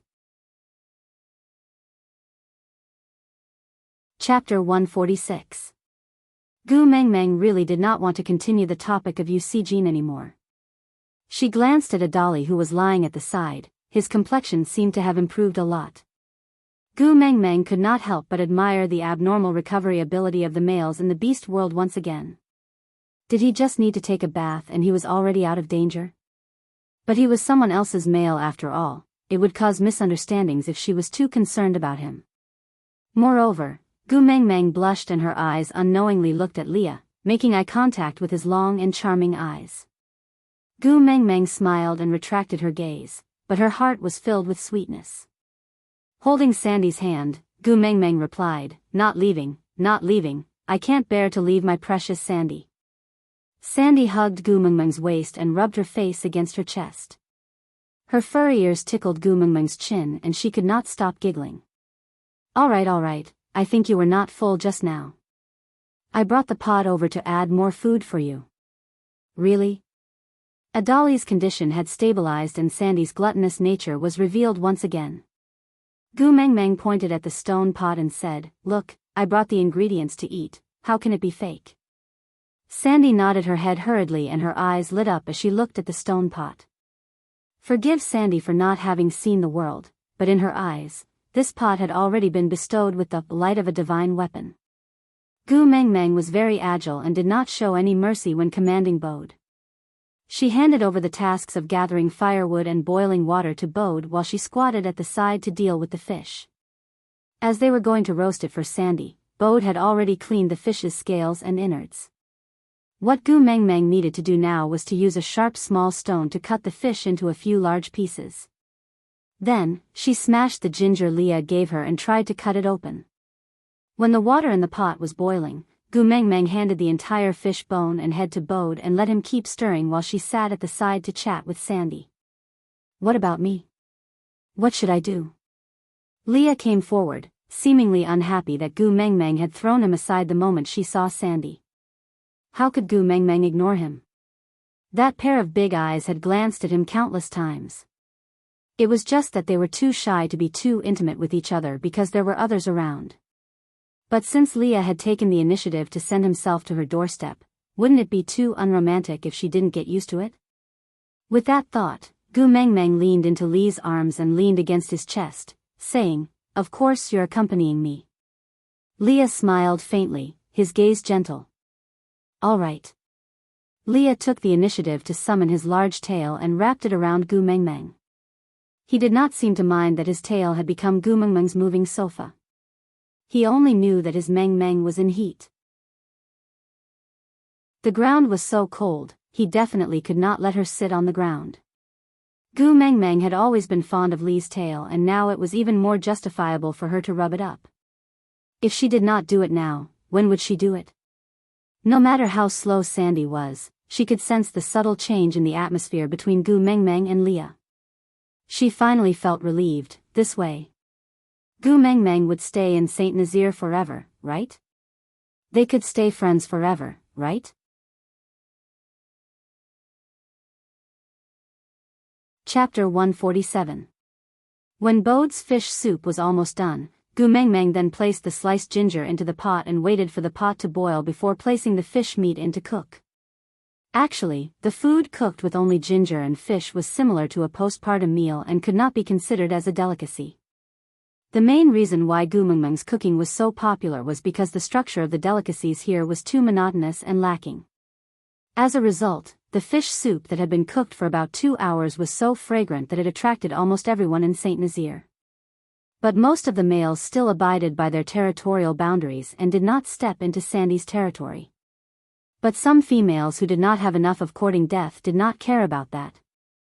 Nina and another female whose name Gu Mengmeng could not remember walked in together. Nina took the lead, walking with her head held high, as if she was strolling in her own backyard, while the other female followed behind her like a servant. The two of them walked in front of Gu Mengmeng, one in front and one at the back. Nina had suffered a few times in Gu Mengmeng's hands and the wound on her neck was still hurting. She looked around and when she realized that Elvis was not around, her heart calmed down a little. Then, she cleared her throat and pointed at Sandy's pot, asking, "Hey, lowly half-orc female, what are you doing?" Sandy stood up uneasily and replied while clasping her hands, "No, it's not me, it's Gu Mengmeng who is cooking." Gu Mengmeng knew that Sandy was used to being bullied by Nina so she was quite surprised that she would go against Nina for her. Why would Gu Mengmeng not protect a friend who did not back down even though she was clearly afraid for her? So, she straightened her back and stood up from Lee's arms, her hand naturally hooking onto Sandy's arm. As she was not as tall as Sandy, Gu Mengmeng looked like a little bird beside Sandy, just that this little bird was a little domineering. Even before she opened her mouth, Nina's legs had already turned to jelly. Gu Mengmeng sneered in disdain and said, "Why? Are you here to apologize to a dolly?" "Apologize?" Nina's sharp voice pierced Gu Mengmeng's eardrums. Gu Mengmeng dug her ears with her little finger and asked unhappily, "Why, you beat me up and you treat it as if nothing happened? You swaggered over here because you're afraid that I won't be able to find your doorstep for revenge?" Nina was afraid of being beaten up by Gu Mengmeng, and Elvis had used his actions today to clearly tell her, if she provoked Gu Mengmeng, he would kill her. Because he was afraid, his aura became weaker.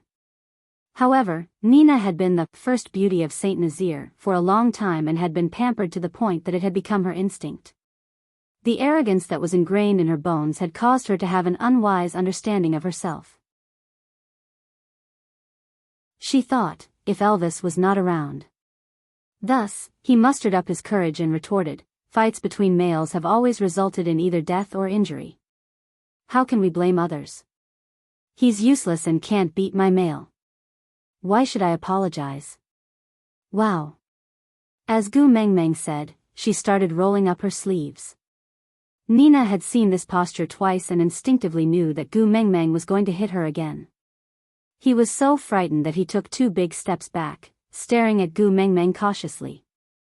Gu Mengmeng did not care about her. She pointed at Nina's nose and said, "Since you sent yourself to me, if I don't beat you up today, I would be letting you down." Aside from the topic, some people said that they did not like Sandy's character and that she was too weak. But putting herself in her shoes, she had been bullied since she was an adult. How could it be easy for her to retaliate after such a long time?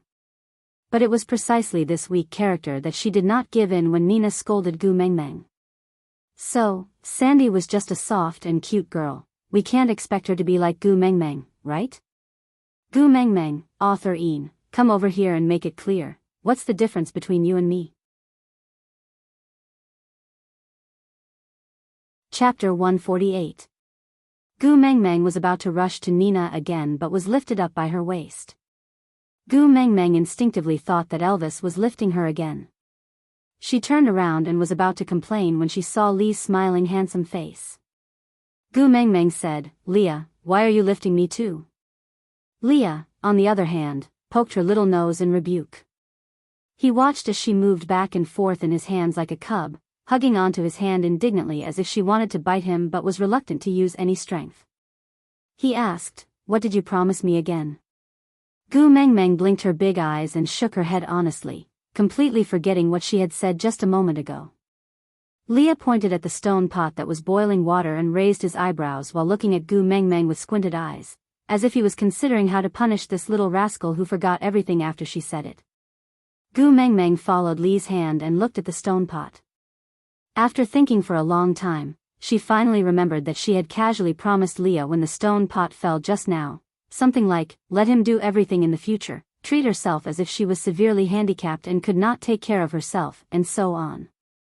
Blushing, she cleared her throat and swung into Lee's arms, pouncing on him. Leah caught her steadily and waited for Gu Mengmeng to order him about female matters for the first time with his eyes full of smiles. Gu Mengmeng raised her head under Lee's guiding and expectant gaze and pointed at Nina, saying, "Leah, help me teach her a lesson, all right?" "As you wish." Lee's smile bloomed like a poppy at a speed visible to the naked eye. His voice was full of charm, like a smooth melody played by a cello. These 4 simple words made Gu Mengmeng's maiden heart explode more than any other situation.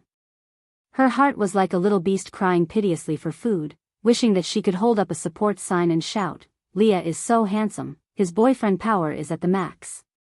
Leah placed Gu Mengmeng beside Sandy. He felt that other than his own embrace, Sandy's side was Gu Mengmeng's favorite place. After settling Gu Mengmeng, who looked like a fangirl, Leah turned to face Nina. He was clearly smiling but it sent a chill down Nina's spine. It was even more horrifying than when Elvis was pinching her neck. Taking 2 steps back, Nina said, "Leah. Leah, what are you doing? I am Saint Nazaire's precious female." "Indeed, you are the precious female of Saint Nazaire." Lee's voice was slow, as if he was narrating, "But, Mengmeng is my female. To me, she's a million times more precious than you." As he spoke, Lee's fingernails grew out one by one. Gu Mengmeng could only see his back view, but she could clearly feel his murderous aura. Not to mention Nina, who was facing him directly. She was so scared that her legs turned to jelly and she sat on the ground. She did not even have the strength to escape and was just like a dog. This time, Gu Mengmeng did not stop Leah. Firstly, she believed that Leah had a sense of propriety. No matter how scary he acted, he would not really take Nina's life. Secondly, Adali's injuries were too severe and he almost lost his life. If she did not teach Nina a memorable lesson, Gu Mengmeng felt that she would not be able to raise her head in front of Sandy in the future. After all, no matter what, he was involved in this matter. As for the third point, Gu Mengmeng glanced over and had long seen the restless males at the borders of Sandy's territory. The moment Leah launched his attack, they could no longer control themselves and rushed in together. They were already standing in front of Nina, blocking her way. Gu Mengmeng's eyes darted around. Aside from the topic, sharing a new article from a friend. Actually, it was a modern romance article covered in a layer of fantasy. Sweet pampering textbook, welcome to read it. The Domineering Little Wife of Pluto, by Invisible Stars. This was the story of a useless cultivator who became a supreme queen. This was the story of Pluto's endless pampering of his domineering little wife. Regarding the female lead, Dongfang Xian, the daughter of a 10,000-year-old zombie king and a human, the second generation of the little princess who was doted on by all. She was a red-level student from the first school of the underworld. At the same time, she was the useless cultivator in his eyes, a troublemaker, the little tyrant of the underworld.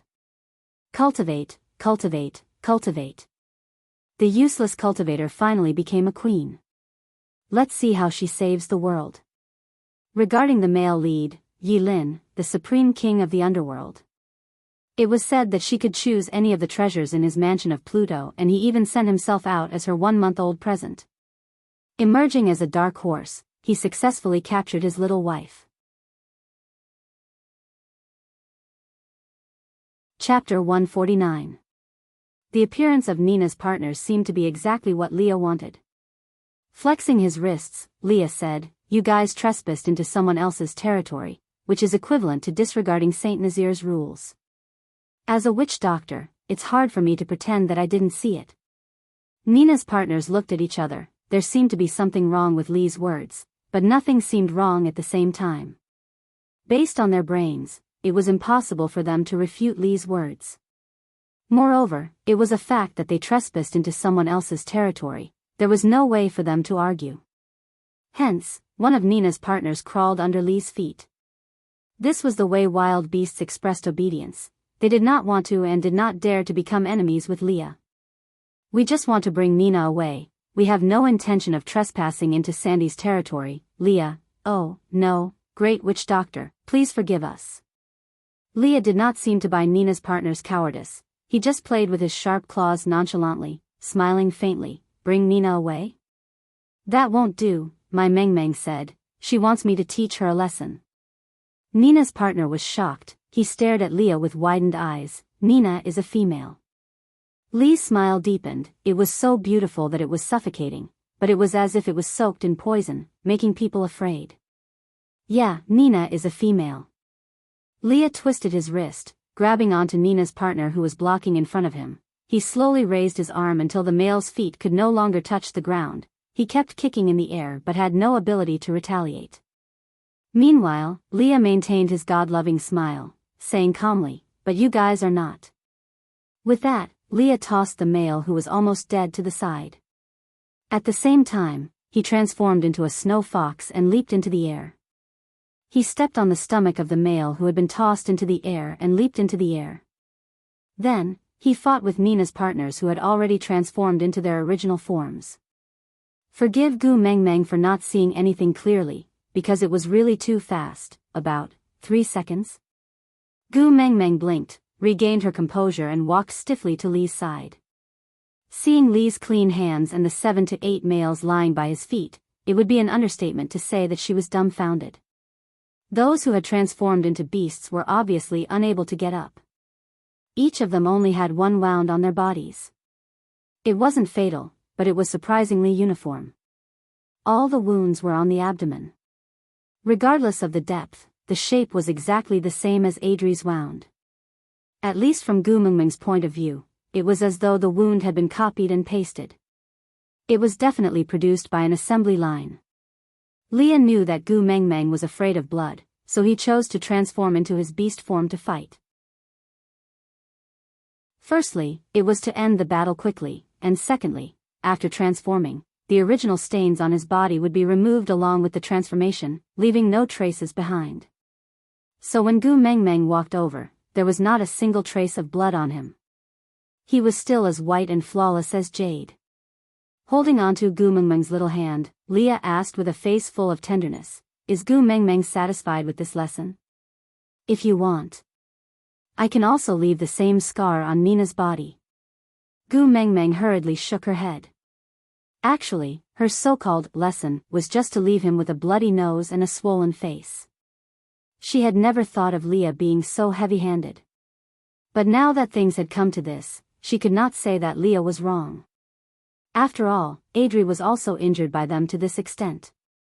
Forget it, I think they have learned their lesson and will not dare to bully Sandy in the future. Leah maintained his faint smile, but when his gaze did not meet Gu Mengmeng's, his smile was so cold that it was frightening. "You should be glad that you are a member of Saint Nazir, or else," Nina's partners, who could not transform back into human form, let out a low whimper in their beast form. That was their submission under the suppression of absolute power. They were very clear that if they were not a member of Saint Nazir, Lee's claw would have directly dug out their hearts, and not just scratched their abdomens. Digression, to be honest, I still haven't found the place where I PK in the book town, but when I scanned the book town's reward area, I was really shocked. I always knew that you all loved me, but I didn't expect you all to love me so much. Thank you, Doraemon, Hanshi Jianlu, New Day, and our Xian baby for their rewards. I'm so touched, my babies, thank you all also. Thank you to Xiaoxiang Academy's Great Banyan Tree, Hua Hua. Chapter 150. My Gu Meng doesn't like the smell of blood. Do you guys want to scram, or do you want me to do it? Before Leah could finish his sentence, a few of Nina's partners who did not dare to rush out just now tried to walk in from the boundary of Sandy's territory. They stopped after 2 steps and looked at Leah. Seeing that Leah just turned around and carried Gu Mengmeng back to the stove, ignoring them, they mustered up their courage to rush in and drag their injured family members away. Meanwhile, Nina, who was already scared out of her wits, could only allow one of her partners to carry her away. Her eyes were filled with shock and daze, as if she could not comprehend what had just happened. After Nina left, Sandy's territory was only left with her family, Gu Mengmeng, Leah, and that half-orc female who had accompanied Nina over like a maidservant. Gu Mengmeng looked at the half-orc female and said, "Your master has already left, why aren't you leaving?" That female bit her lower lip and seemed very nervous. She hesitated for a long time before opening her mouth and asking timidly, "Can I stay behind with you guys?" "Oh." Gu Mengmeng raised her brows and asked, "Aren't you Nina's friend? It's not suitable for you to stay with us." That female shook her head like a rattle drum and said with misty eyes, "Nina and I are not friends.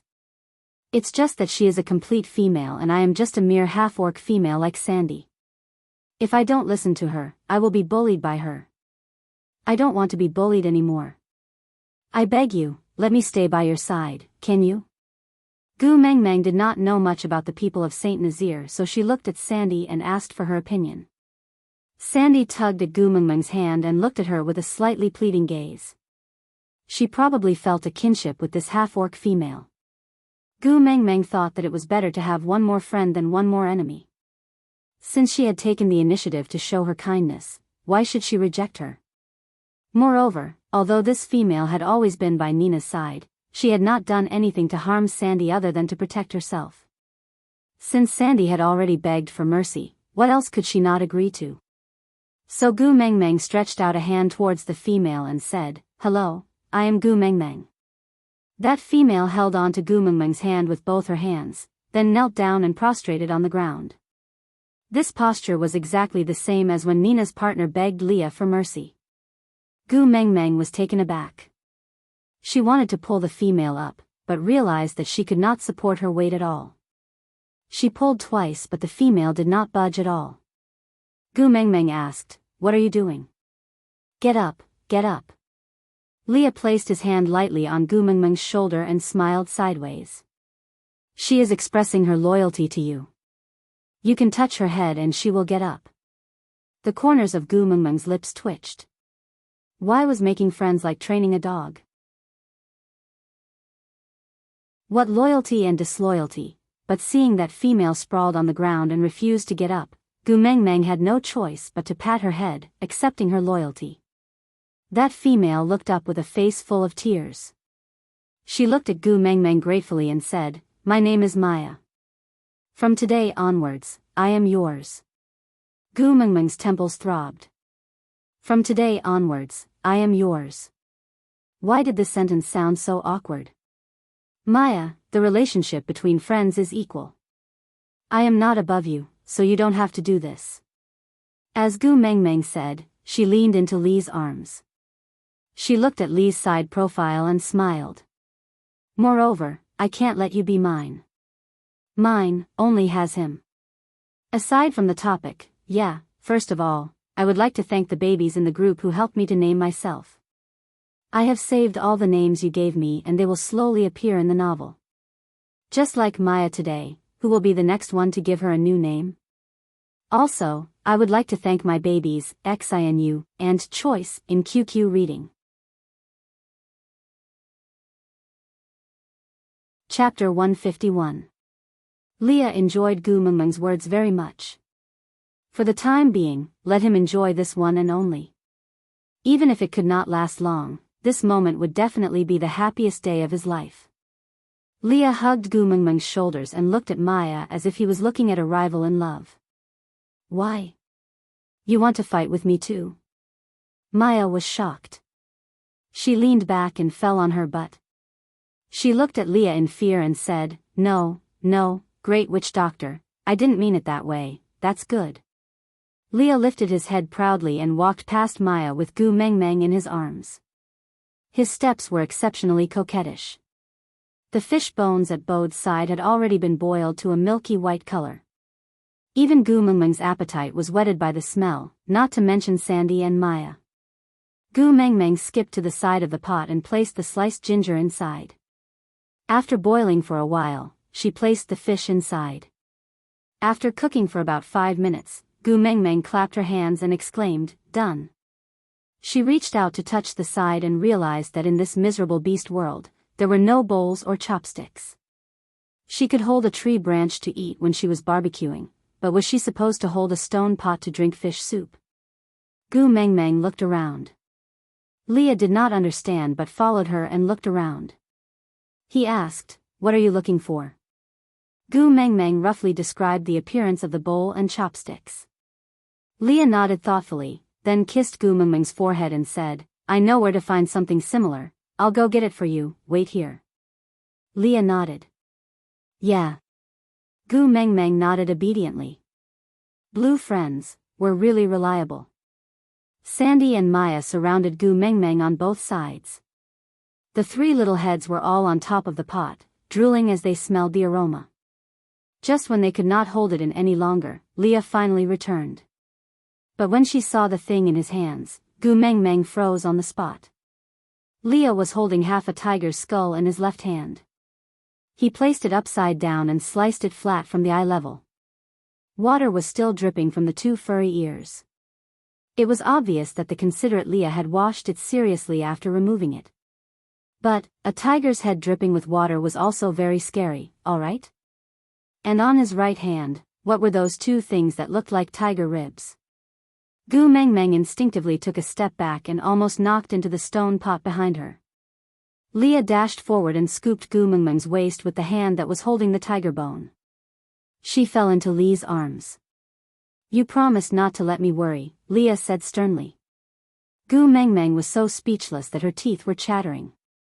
She stuttered, "Put down the things in your hands first, we can talk about it." Leah did not understand, but did as he was told. Gu Mengmeng looked at the half a tiger's skull and ribs that Leah had placed at the side. She pulled Leah a few steps to the side before saying, "Don't tell me you want me to eat with that thing?" Leah looked at Hu's head, and then nodded sincerely. Gu Mengmeng stumbled and fell into Li's arms. She twisted her body and muttered, "Can you not be so curious? That's too scary, I don't dare to use it." Leah suddenly smiled and stroked Gu Mengmeng's little head that was rubbing against his chest. He comforted her, "It's just food, don't be afraid." Gu Mengmeng wanted to cry but had no tears. She roared in her heart, "Can you not say such scary words with that expression of God loving the world?" Aside from the topic, regarding the matter between Gu Mengmeng and Leah, don't worry too much. Li's status as the official CP would not be shaken. Leah and Gu Mengmeng were at most ambiguous. It was impossible for them to become partners. Leah had more scenes at the moment because Gu Mengmeng liked him now. Wait till, I can't say it. Just continue watching. You will know when I hide and pretend to be Mr. Automatic Update.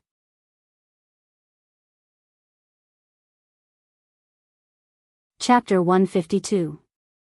Leah could tell that Gu Mengmeng was really scared, so he hugged her and said, "If you don't like it, then we won't use this. Let me think if there are other similar things." Gu Mengmeng immediately shook her head. She did not dare to count on Leah to think of a solution, or else who knows what head he would bring over later. Gu Mengmeng looked around and suddenly had an idea. She pointed at the tree branches that Bode had brought back to make firewood and said, This, we will use this." Leah followed Gu Mengmeng's little hand and looked at the tree branches that were no thicker than Gu Mengmeng's arm with a confused face and asked, "This?" Gu Mengmeng nodded her head heavily and said, Yes, this." Gu Mengmeng ran over as she said and gestured for Leah to help her cut out a branch that was about 10 centimeters thick. Then, she dug out the wood core and turned it into a very retro and simple wooden bowl. But the modern wooden bowls were all oiled and this simple one would definitely be permeable and there would be wood shavings if used directly. So, Gu Mengmeng directly plucked 2 large leaves from the tree and placed them on the bottom of the bowl. Then, she used another bowl to fill the bowl with fish meat and soup. Gu Mengmeng was used to taking care of others and just as she was about to pass the fish soup to Sandy, she was carried away from the pot by Leah and found an empty place to sit down. Leah was still in his half-orc form, using his large tail as a personal sofa for Gu Mengmeng while he sat cross-legged with one leg bent. His elbow was placed on his bent knee and he looked sideways at Gu Mengmeng, admiring the way she ate. Gu Mengmeng used 2 thin tree branches as chopsticks. Although it was not easy to use bent branches, it was still better than tiger ribs. She picked up a piece of fish meat and sent it into her mouth. The texture was dense and sweet. After eating a few roasted meat, this fish meat soup was like a refreshing stream.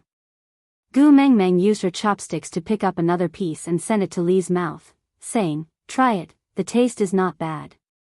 Leah placed the tip of his nose in front of the fish meat and smelled it. Then, his lips curled up in his mouth that looked like he was going to eat the fish meat, brushing past Gu Mengmeng's chopsticks and kissed her lips. This kiss was very light but it messed up the rhythm of Gu Mengmeng's heartbeat. Everyone was watching. But Leah did not care about how others looked at him. He just looked at Gu Mengmeng's mouth tenderly and licked his lips. Indeed, very delicious. Gu Mengmeng pursed her lips and smiled faintly. She lowered her head and sent the fish on her chopsticks into her mouth. She did not dare to look at Li's eyes and could only eat the food in her bowl secretly. She didn't even know when the food in the bowl was gone, because her ears were filled with the sound of her own heartbeat. Leah took over the empty bowl and asked, "Do you want more?" "I'll help you get a bowl." Gu Mengmeng shook her head shyly and said, "No need, I'm full." Leah frowned, his heart aching that his Mengmeng only ate so little every meal. The food that he had spent so much effort to cook ended up in Sandy and Maya's stomachs. After thinking for a while, Leah whispered into Gu Mengmeng's ear, "But I'm still hungry." Gu Mengmeng then realized that she had actually finished everything and left nothing for Leah. She hurriedly said, "Then I'll help you get another bowl." Leah pulled Gu Mengmeng's little hand and said, "I'm the witch doctor of Saint Nazir. How can I snatch food from a female?" Aside from the topic, babes, remember to give me that free ticket. Those who have gifts, please focus on today. Today is the last day for the statistics. After today, gifts won't be counted as results. Then leave a message and ask the babies to move their fingers and cheer for Jean Eyre and Gu Mengmeng, please. Chapter 153. Gu Mengmeng looked at Sandy and Maya who were about to fight over those few pieces of fish and said hesitantly, "Then, go get a bowl for yourself and share some with me, alright? Leah said. Gu Mengmeng nodded. As a competent girlfriend, she would definitely not let her boyfriend go hungry. So Gu Mengmeng jumped out from Lee's tail with the bowl in hand and rushed to the pot, snatching a bowl of fish from Sandy and Maya's pincer attack. The steam from the fish shrouded Gu Mengmeng's little face. From Lee's perspective, she seemed to be the only color in this world. Opening his arms, Leah took the initiative to welcome Gu Mengmeng, who was walking towards him. He kept his tail and hugged her with his body, feeling the wonderful feeling of her in his arms. Gu Mengmeng seemed to have gotten used to being hugged these few days, so she did not resist or feel awkward. She just picked up a piece of fish and blew on it before sending it to Lee's lips. She opened her mouth as if she was feeding a child and said, "Come, open your mouth." Leah could not help but smile, but used one hand to push the chopsticks back into Gu Mengmeng's mouth. As Gu Mengmeng looked at him with her big innocent eyes, he leaned towards her lips again and kissed her little mouth. His nimble tongue minced the fish in Gu Mengmeng's mouth before releasing her little mouth reluctantly. Before he withdrew, he sucked on her little lilac tongue again. Some saliva dripped down from their parted lips, reflecting the sunlight and looking crystal clear. Gu Mengmeng's face flushed red. She finally understood what Leah meant by, "share some with me." So, there was such a way to divide? Gu Mengmeng instinctively swallowed the fish in her mouth but did not dare to feed Leah a second time. She directly placed the chopsticks in front of Leah and looked away shyly, saying, You eat it yourself." Leah loved Gu Mengmeng's shy look very much, especially her little mouth, which always gave off a seductive scent, making him want to taste it again and again. Using his slender and bony fingers to hook Gu Mengmeng's little chin, Leah said with a pure and innocent face, "I don't know how to use these 2 tree branches." Gu Mengmeng stuffed the bowl into Lee's hands and ran away as if she was escaping for her life. As she ran, she shouted, "If you don't know how to use chopsticks, use your hands." Looking at Gu Mengmeng's escaping back view, Lee's heart sank. Could it be that he had still pushed her too hard? Although she said she ran away, she didn't go far. She just ran to Sandy and Maya's side. These 2 little females, who usually did not even dare to breathe loudly in front of Nina, were now at loggerheads with each other over a pot of fish, refusing to give in to each other. Gu Mengmeng walked to the middle and forcibly separated the 2 of them, saying, "There are plenty of these fish in the stream. If it's not enough, we can just catch another 2 to cut them up and put everything into the soup. The soup is ready-made and it doesn't take much effort to make. What's there to fight over?" Maya's understanding of Gu Mengmeng was that Gu Mengmeng was the one who beat Nina up, and she had always been the one being stepped on by Nina. So towards Gu Mengmeng, she desired and feared her. Now that Gu Mengmeng had spoken, she naturally did not dare to fight over it. Moreover, they were eating the ingredients found by Sandy's partner. Even if she was a female, she would not dare to snatch the food away from Sandy's partner. So Maya obediently took a step back, then looked at Sandy seriously and asked, "Sandy, can I let Nissan in? I want him to help me catch a few more water shuttles so we can eat together." Aside from the topic, Gu Mengmeng, "Leah, you have your own hands and feet, why do you want to snatch the food in my mouth?" "Leah, I was kissing you. You said before, lovers is a relationship where I can kiss you if I want to." "Gu Mengmeng, you even said you are the witch doctor of Saint Nazir and cannot snatch food from females." "Leah, you are not a female from Saint Nazir, you are my female." Gu Mengmeng blushed, turned around and ran away. Chapter 154. Sandy nodded her head in agreement. Maya then waved her hand and a wolf leaped in. Gu Mengmeng still instinctively took a step back, even though this wolf was obviously half the size of Elvis and its color was just a normal gray. After seeing Elvis's original form, this gray wolf looked like the huskies in the neighborhood. But even so, the natural fear humans had towards beasts still made Gu Mengmeng's heart skip a beat.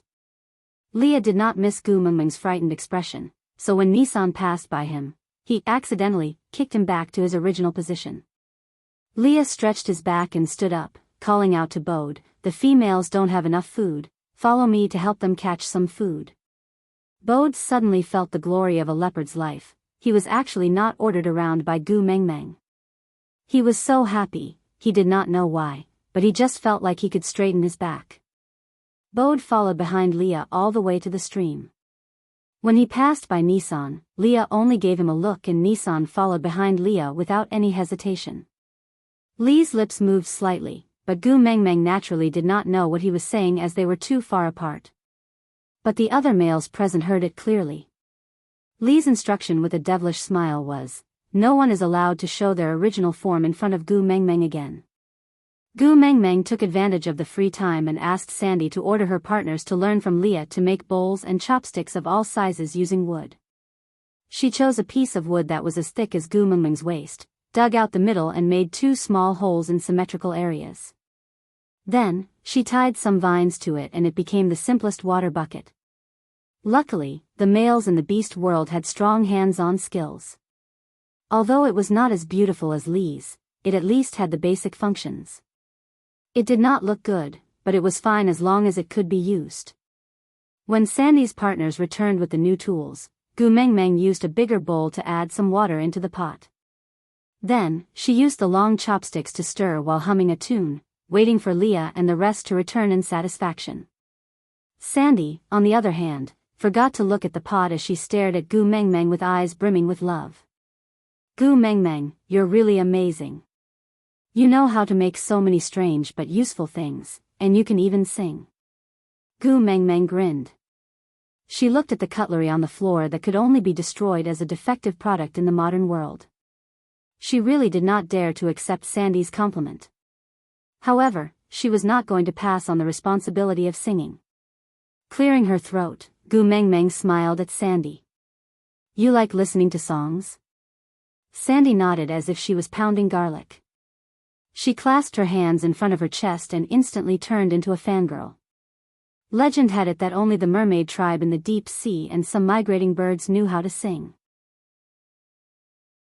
But Saint Nazaire was far away from the ocean and none of the birds that knew how to sing would pass by here when migrating.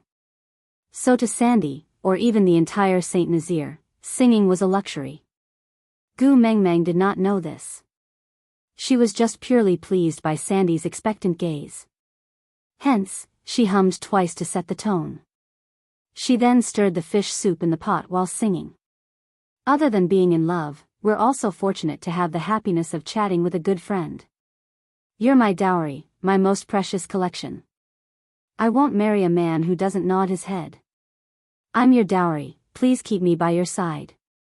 Don't marry a man who thinks I'm too noisy. Sandy and Maya were already in a daze. They only looked at Gu Mengmeng with adoration and did not notice that Leah, Bode, and Nissan had already returned with the fish soup. Only when Gu Mengmeng finished singing the last note and was hugged by Leah did the two of them regain their senses. They exclaimed in surprise, Gu Mengmeng. You sang so beautifully. It's the most beautiful voice in the world. Aside from the topic, the song that Gu Mengmeng was singing was called Dowry. It was sung by Guo Jing and it was rather nice.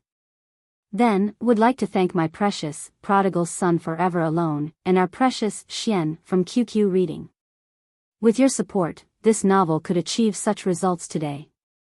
Once again, I would like to thank everyone for voting and leaving comments for me these few days. Thank you, thank you.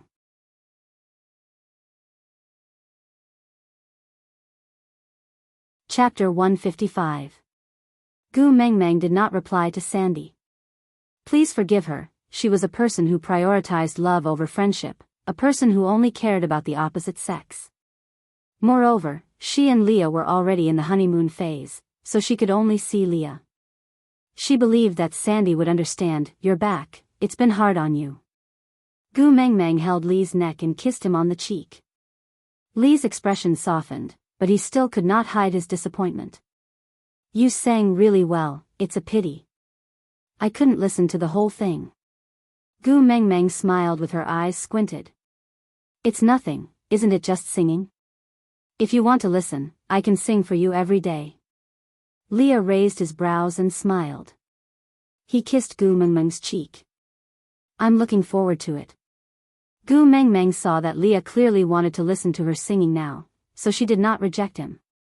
She nestled in Lee's arms and sang Tian Fusion's Little Luck. After she finished singing, she looked up at Leah and smiled sweetly. Leah hooked Gu Mengmeng's chin with his fingers and covered her lips with his. After kissing for a long time, he called out in a slightly hoarse voice. Gu Mengmeng, Gu Mengmeng, Gu Mengmeng, Gu Mengmeng looked at Leah in a daze. Since when did Leah stop calling her by her full name? Suddenly calling her like this made Gu Mengmeng feel uncomfortable. And this feeling of unfamiliarity pounded against her heart, messing up the rhythm of her heartbeat. I'm calling your name very seriously. Leah kissed Gu Mengmeng's forehead again. Then, he whispered in her ear, because I know that meeting you is the luckiest thing that has happened to me in my entire life. Gu Mengmeng felt a sweetness in her heart. She could not help but laugh. She hugged Leah back and patted his back gently. It's just lyrics, don't take it too seriously. Many lyricists are just forcing themselves to write new lyrics. They don't have any real content.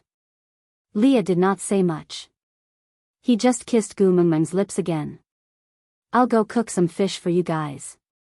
Gu Mengmeng was a little surprised.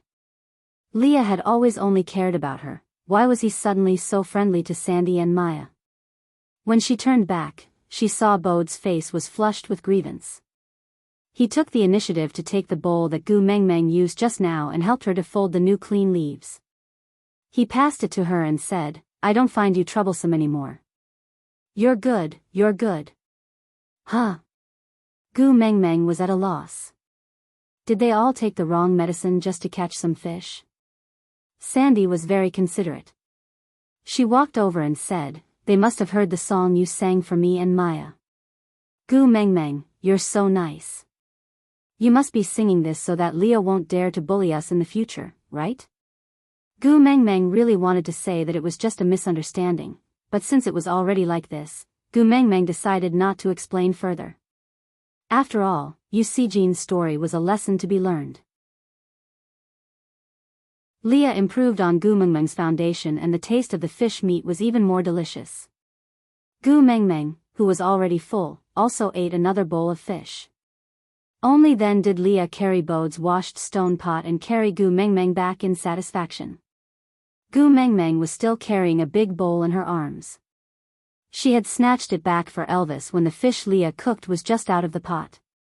Under the setting sun, Lee's silver hair was dyed with a faint afterglow. It appeared to be a mysterious color between pink and purple. The gentle breeze blew some strands of hair away. From Gu Mengmeng's angle, the words, otherworldly, were clearly written on the side of Lee's face. As she stared at him, she fell into a deep sleep. Lee's embrace was really reassuring. Aside from the topic.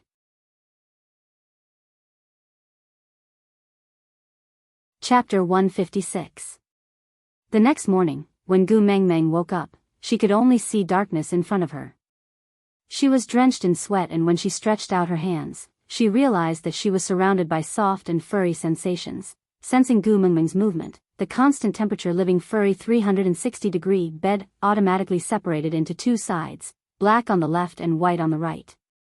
Gu Mengmeng sat up and stretched, then turned around to look at the two huge creatures lying beside her. She could not help but exclaim, F*******. With that, she pounced back to her original position and rolled left and right. Who could understand the feeling of hugging a husky on one's left and a Samoyed on the other, both with extremely eye-catching body shapes?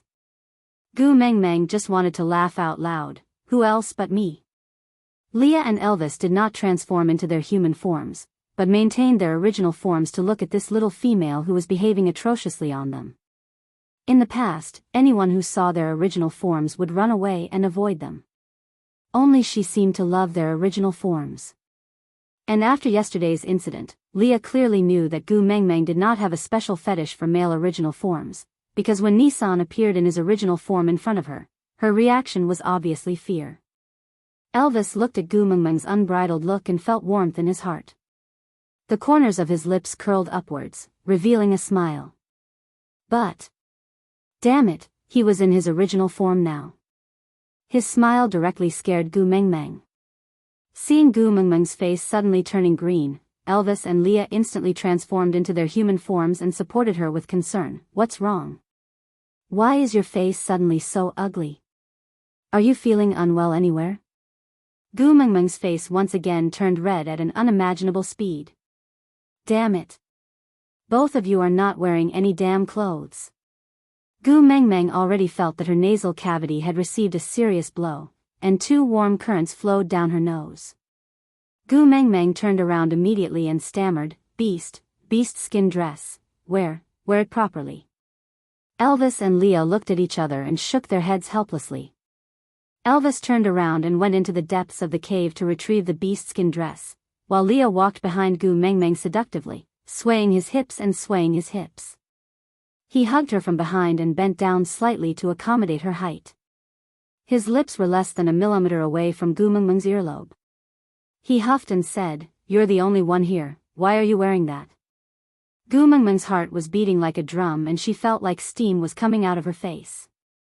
He gulped and said, I can't take it. I'll have a nosebleed."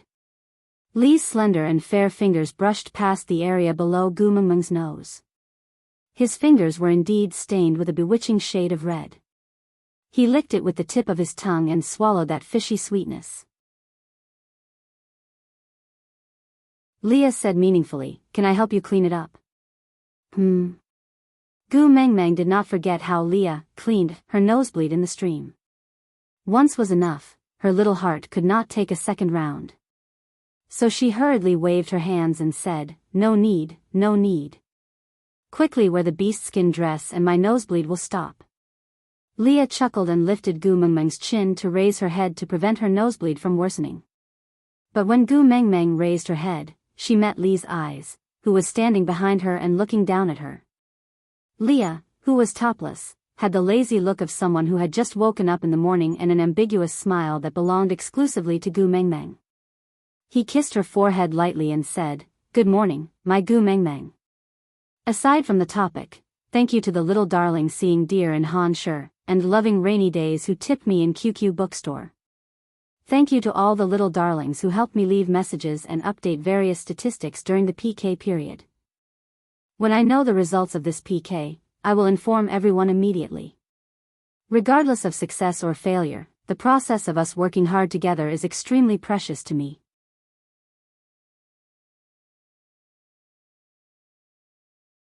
Chapter 157. With Elvis's hearing, he naturally heard everything that happened outside. But other than acting as if nothing had happened, he had no other choice. Being able to see her the moment he woke up in the morning was already enough for him. Holding on to the 2 beast-skin skirts, Elvis wrapped one around his waist and threw the other one to Leah. "Nina's male was almost killed by you. If you don't go and take a look, he might not be able to survive." Leah shook his head. Leah took over the beast-skin dress reluctantly but did not wear it. Instead, he wiped Gu Mengmeng's nose to clean her little face. Then, he did not care about the nosebleed staining his beast-skin dress, making him look like he was on his period. "Mengmeng doesn't like Nina," Leah said as he tied the beast-skin dress. "I don't like what Mengmeng doesn't like either." Elvis remained silent and sighed, "I don't like her either." Suddenly, the 3 of them looked at each other and laughed. Gu Mengmeng obediently helped Leah tie the beast-skin dress and tried her best to ignore the blood stain that seemed to be caused by her period. She patted Leah lightly with her little hands and gestured for him to sit down. Leah obeyed. Gu Mengmeng tore a strip of beast skin from the side and bit it in her mouth. Then, she used her hands to gather Lee's silver hair and tied a strand of hair from each side of his ears together. Then, she twisted it inwards and a simple hairstyle was formed. Gu Mengmeng walked to Leah to take a look and nodded in satisfaction, saying, "I was thinking yesterday that this hairstyle would definitely suit you. It's not too deliberate and it can still display your outstanding beauty. You're so handsome." Leah had never cared much about his hair, but after Gu Mengmeng's praise, Leah felt that his hair was really not bad. With a smile, Leah tapped Gu Mengmeng's little nose and said, "I know you're the softest, you don't have to flatter me like this. I'll go and treat Nina's partner. After all, he's from Saint Nazaire and as a witch doctor, I won't leave him to die." Gu Mengmeng also felt that her flattery was a little exaggerated, but beauty is in the eye of the beholder. She could praise her own boyfriend however she wanted, right? Who could control the subjective thoughts of a young girl in love? Leah stood up and held Gu Mengmeng's little hand reluctantly, saying, I know you don't like Nina, so I won't bring you along. I'll ask Elvis to pluck some fruits for you later to fill your stomach. I'll bring you a water shuttle when I return, alright? Gu Mengmeng thought about Elvis's shocking culinary skills and nodded her head in understanding. Alright. Leah held Gu Mengmeng's little hand and kissed it before turning and leaving. Only Elvis and Gu Mengmeng were left in the cave and the atmosphere became awkward. Gu Mengmeng cleared her throat and said, I'm going to the stream to wash up, do you want to come along? Gu Vis nodded and carried her and walked towards the river. He up. When she reached the stream, Gu Mengmeng realized that she was wearing a different set of clothes from the one she had worn last night. She tilted her head and asked, these clothes, Ellis?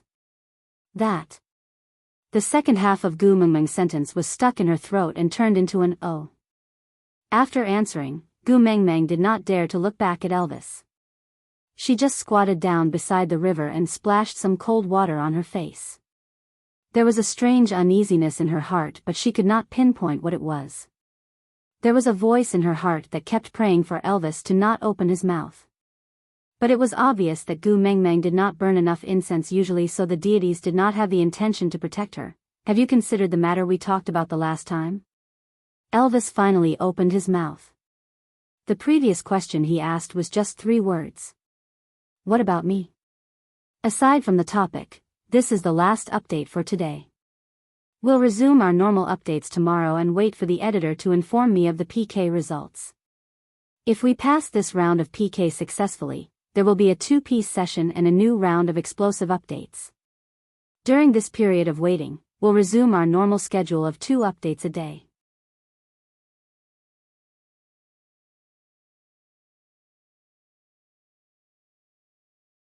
Chapter 158.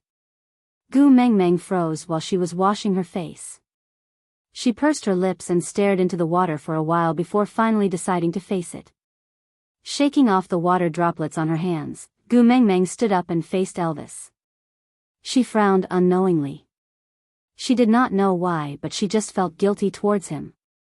But it was useless to avoid what she had to face, wasn't it?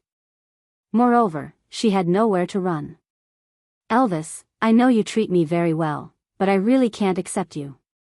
Gu Mengmeng slowly approached Elvis and stopped 3 steps away from him.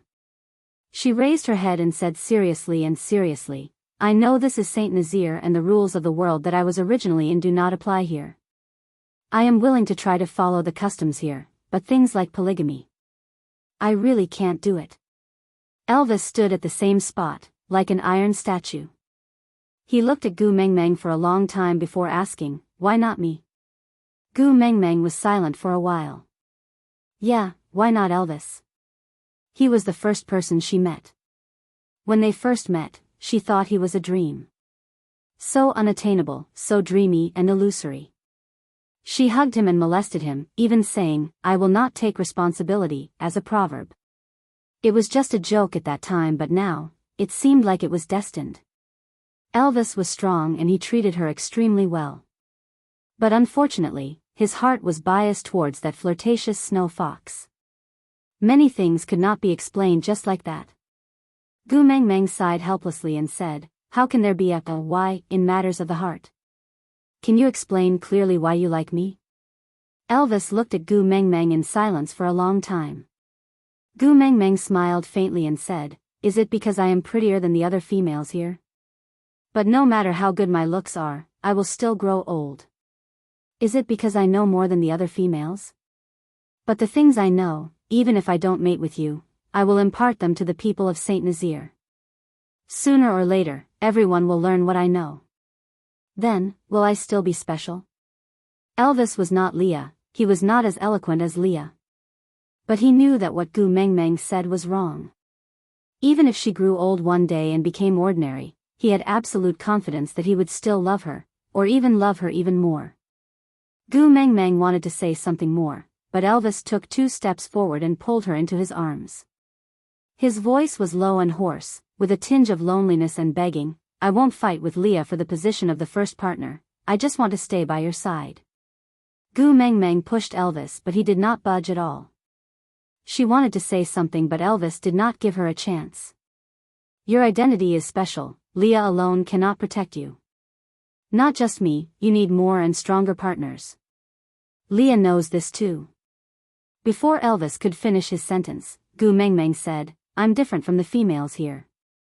I'm not someone who can only wait for others to protect me. Elvis was taken aback and felt a little desolate. Yes, she was the messenger of the beast deity and was different from the other females who could only wait for males to protect them. Gu Mengmeng took the opportunity when Elvis was in a daze and pulled herself out from his arms. She took 2 steps back and said, when Leah returns later, I will move into his cave.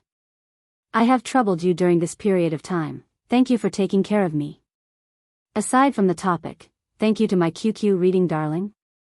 Dream, Little Rabbit, Jade Treasure, Dream Wanderer's Dream, Low Voice, Hua Feihua's Style, as a reward.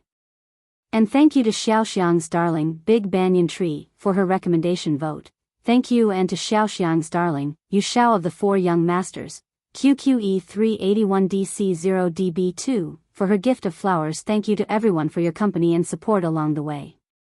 I still do not know the results of the PK at the Book Town. I will share it with everyone once I receive the news.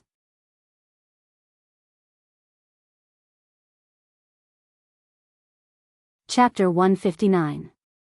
Elvis's spine stiffened and his blood seemed to have frozen in that instant. He could not breathe for a long time and could only stare at Gu Mengmeng fixedly. That pair of eyes that were as clear as a deer's were filled with determination and determination. Elvis knew that this expression was not just a female's willful and angry words. She was really going to leave his life. The left side of her chest stopped for a long time before a deafening sound rang in Elvis's ears. His eyes were bloodshot and his vision blurred. Turning around resolutely, Elvis only said one sentence, "You don't have to leave." Then, he left with big strides. Looking at Elvis's back, Gu Mengmeng felt like she was about to be swallowed by guilt. Rejecting someone was really a stressful thing. Gu Mengmeng only hoped that she would not have to do it a second time in this lifetime. She swore that she would never be envious of the school bell being confessed to 8 times a day and that rejecting someone was as easy as chewing potato chips. What did Elvis mean when he said she didn't have to leave? Was he going to let her stay in the cave? That was not good. Rejecting someone and still asking them to leave without a penny? How shameless was that?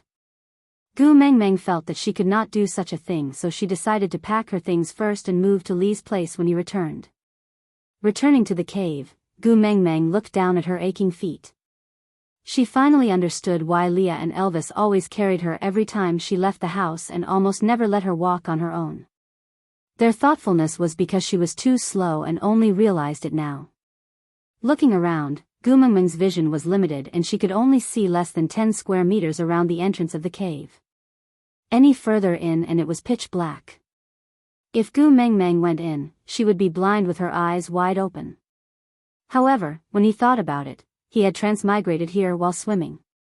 The only thing that belonged to him was probably the bikini that he had bought from the salesperson to, coincidentally, meet a senior from the swimming club.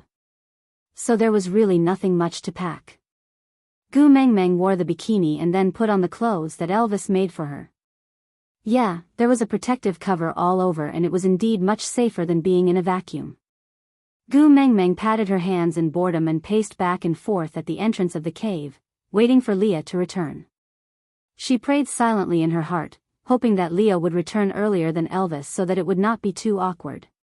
But after waiting for a long time, the sun had already set and Leah was still not back. Furthermore, Elvis did not return. The cave in the night was still very frightening. It was all because of this damned territorial awareness. As the leader of Saint Nazir, Elvis lived in the largest territory. Not to mention neighbors, there was not even a bug in the surroundings. At this moment, the only thing that could accompany Gu Mengmeng was her blurry shadow that was illuminated by the silver moonlight. Other than the sound of the wind, she could only hear her own heartbeat. The longer she waited, the more flustered she got. Elvis and Leah had never left her alone like this before. Could it be that Leah had gone to heal Nina's partner, but Nina did not appreciate his kindness and allowed her other partners to attack Leah instead? Thinking about this, Gu Mengmeng's mind was already filled with the image of Leah lying in a pool of blood, barely breathing.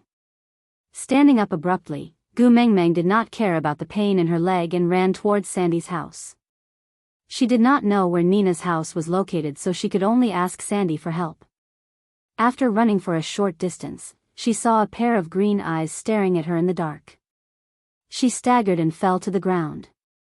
She took a few steps back in fear, only to realize that her legs and hands were jelly. In the face of such danger, she did not even have the ability to escape. She could only watch as the pair of green eyes slowly approached her, step by step. Aside from the topic, that, babies, let's make a deal, we won't send razor blades.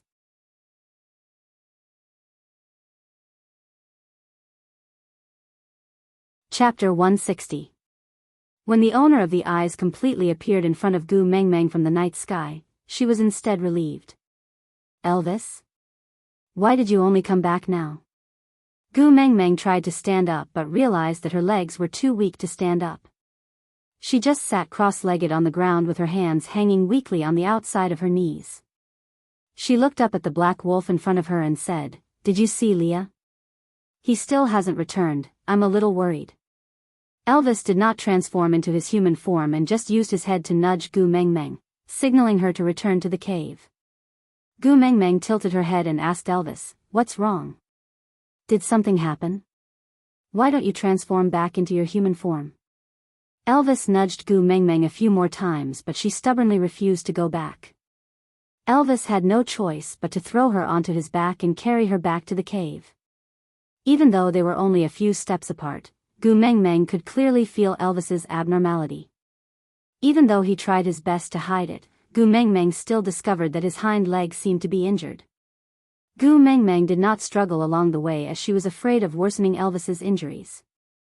Only until Elvis sent her into the cave and turned to leave did Gu Mengmeng open her arms and block Elvis's path.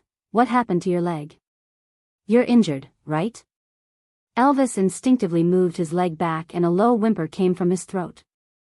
Gu Mengmeng did not understand beast language and could only reply anxiously, "Leah went to treat Nina's partner and hasn't returned for a day. Why don't you rest in the cave first and I'll find Leah to treat your injury?"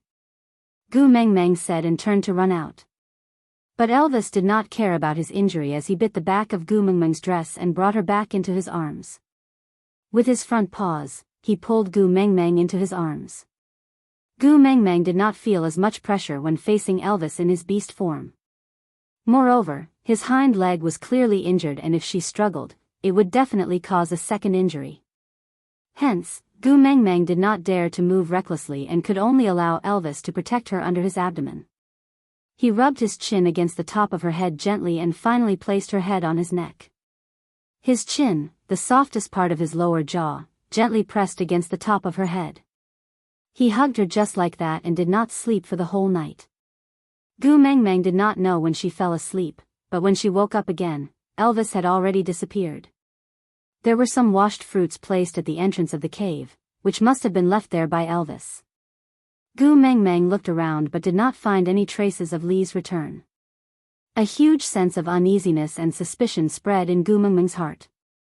She could not be bothered to eat those fruits, nor could she be bothered with how painful her feet were. She just relied on her memory to walk out of Elvis's territory and headed straight for Sandy's place. Before Gu Mengmeng reached Sandy's house, Sandy had already come out of the cave to welcome her. Her eyes were bloodshot and red. It was obvious that she had been crying. "You." Gu Mengmeng could not make a request in Sandy's current state, so she asked with concern, "What happened? Did Nina bully you again?" Sandy shook her head. The tears that she had finally stopped started to fall again. She held on to Gu Mengmeng's little hand and stared fixedly at her with her tear-filled eyes. Biting her lower lip, she could not say a single word. Finally, she pulled Gu Mengmeng into her arms and hugged her tightly. Then, she burst into heart-throbbing sobs until she could not breathe. Gu Mengmeng patted Sandy's back lightly. She did not know what had happened, but she felt as if there was a dark cloud floating above her head, making it hard for her to breathe. Aside from the topic, recommending her good friend Hua Zhixingbao's article, Young Master Gu's Flash Marriage Sweet Wife, a sweet article about love after a flash marriage. The rich and handsome Gu Senxing got married in a low-profile flash marriage. The couple in the flash marriage was the daughter of the unknown Yu Jiaojiao. Everyone said that Yu Jiaojiao received this honor because she saved the Milky Way galaxy, but they did not know that their fates were already intertwined 2 years ago. Gu Senxing from Jin City was handsome and rich. More importantly, he had no scandals and was rumored to not be close to women. He had been cold for 27 years and fell head-first into Yu Jiaojiao, the little vixen. After the marriage, Gu Senxing's peaceful life was in turmoil. President Gu, Madam broke the old master's favorite vase. The man did not even lift his head, just find a similar one and send it over. President Gu, Madam released old Madam's favorite parrot. Go to South America to find a new one for her. President Gu, Madam went on a date with old Madam's sugar baby.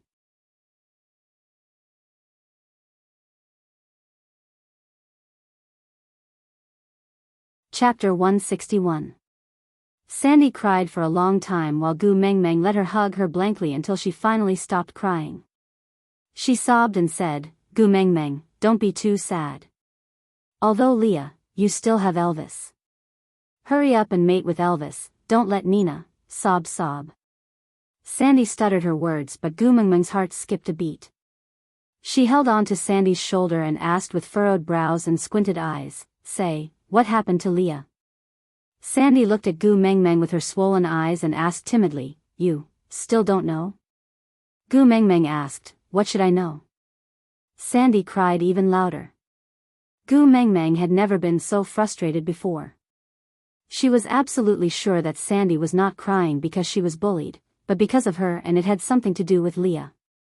Don't cry, tell me what happened first. Where is Leah? Gu Mengmeng held on to Sandy's shoulder tightly and forced her to calm down. Sandy cried until her nose was covered in tears and snot. She said in a sobbing tone, Leah is going to mate with Nina, what?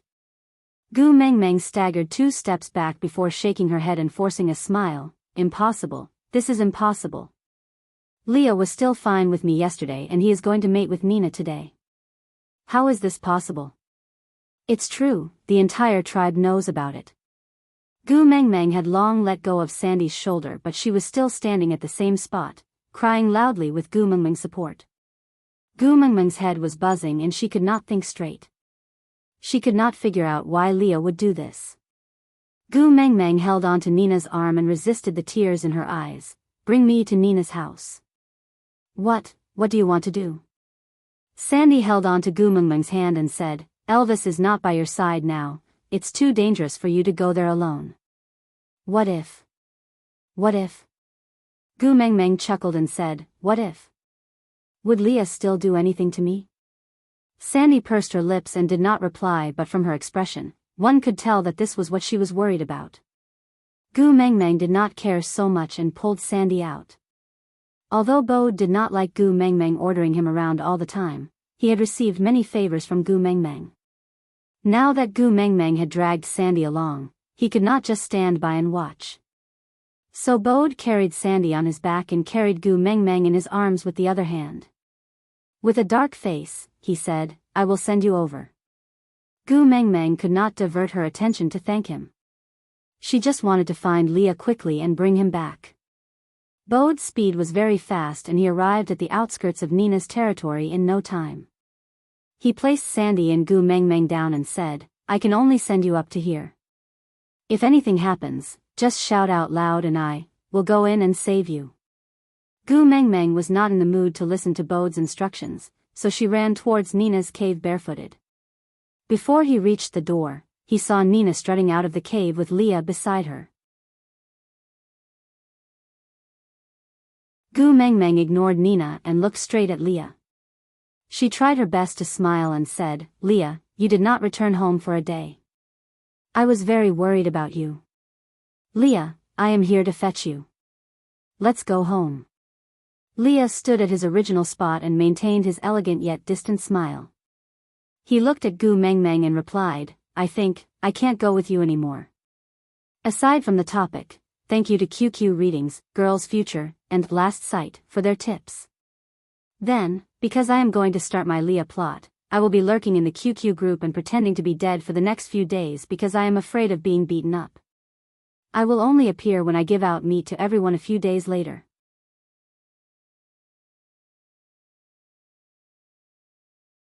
Chapter 162. Why? Gu Mengmeng's smile froze on her face. Leah clearly did not reply, but her tears fell down uncontrollably. Gu Mengmeng ignored the sourness in her eyes and did not want to analyze the reason why her heart felt so suffocated. She just wanted to call Leah back with the brightest smile. But Leah stood at the same spot and did not move an inch. He was still smiling gently and replied, Gu Mengmeng, it's almost winter. Gu Mengmeng did not understand what Leah meant and could only wipe away the tears in her eyes quickly. She looked at Leah attentively and waited for him to continue. Lee's gaze passed through Gu Mengmeng and drifted to a faraway place. He continued in a disappointed tone, I've already become an adult for a long time. If I don't mate soon, I'll miss the opportunity to give birth to the strongest cubs. Gu Mengmeng's mind exploded and her heart was in turmoil. A thought kept surfacing in her mind. Leah left her because she was unwilling to mate. That's right from the start, she only intended to date Leah. When Leah confessed to her, she even told Leah clearly that she would not mate with him and could only date him in order to lessen her psychological burden. She could occupy Lee's good side confidently and tell herself, this is a consensual thing, but now, Leah was unwilling. Gu Mengmeng was trembling all over, but she could not say a word. She could only clench her fists tightly and look at Leah. Her tears flowed down from the corners of her eyes like a beautiful stream. She did not know what she was hoping for, and she also knew that this looked very unpromising. But she just could not turn around suavely and could not say those words to make him stay. Leah did not give Gu Mengmeng too much time to organize her emotions. He continued as if Gu Mengmeng was someone unrelated to him. Nina promised that her mating rights will always belong to me until she gives birth to a strong cub for me. So, I have to stay by her side and help her recuperate. That's right. Nina held her head high and puffed out her chest. She had never felt so carefree before. She took a small step forward and said, so what if you became the first beauty of Saint Nazaire? Dragging along two good males like Leah and Elvis but not willing to mate with them. Are you asking them to sacrifice for you for nothing? How selfish. I'm different. I can give Leah a litter or even several litters of cubs. With Lee's strength and my perfect genes, our baby will definitely be a king in the future. Gu Mengmeng took a quick step forward and raised her hand to hit Nina. But just as she was about to raise her hand, her wrist was grabbed tightly by someone. Nina hid behind Lee's back like a startled bird and gave Gu Mengmeng an embarrassed smile. She did not say much and just hugged Lee's waist tightly for protection. On the other hand, Leah held on to Gu Mengmeng's wrist with one hand and patted Nina's back gently with the other. His gaze met with Gu Mengmeng's doubtful gaze. His smile was still so elegant, like a demon or a deity, but it did not have the warmth he had when he looked at her in the past.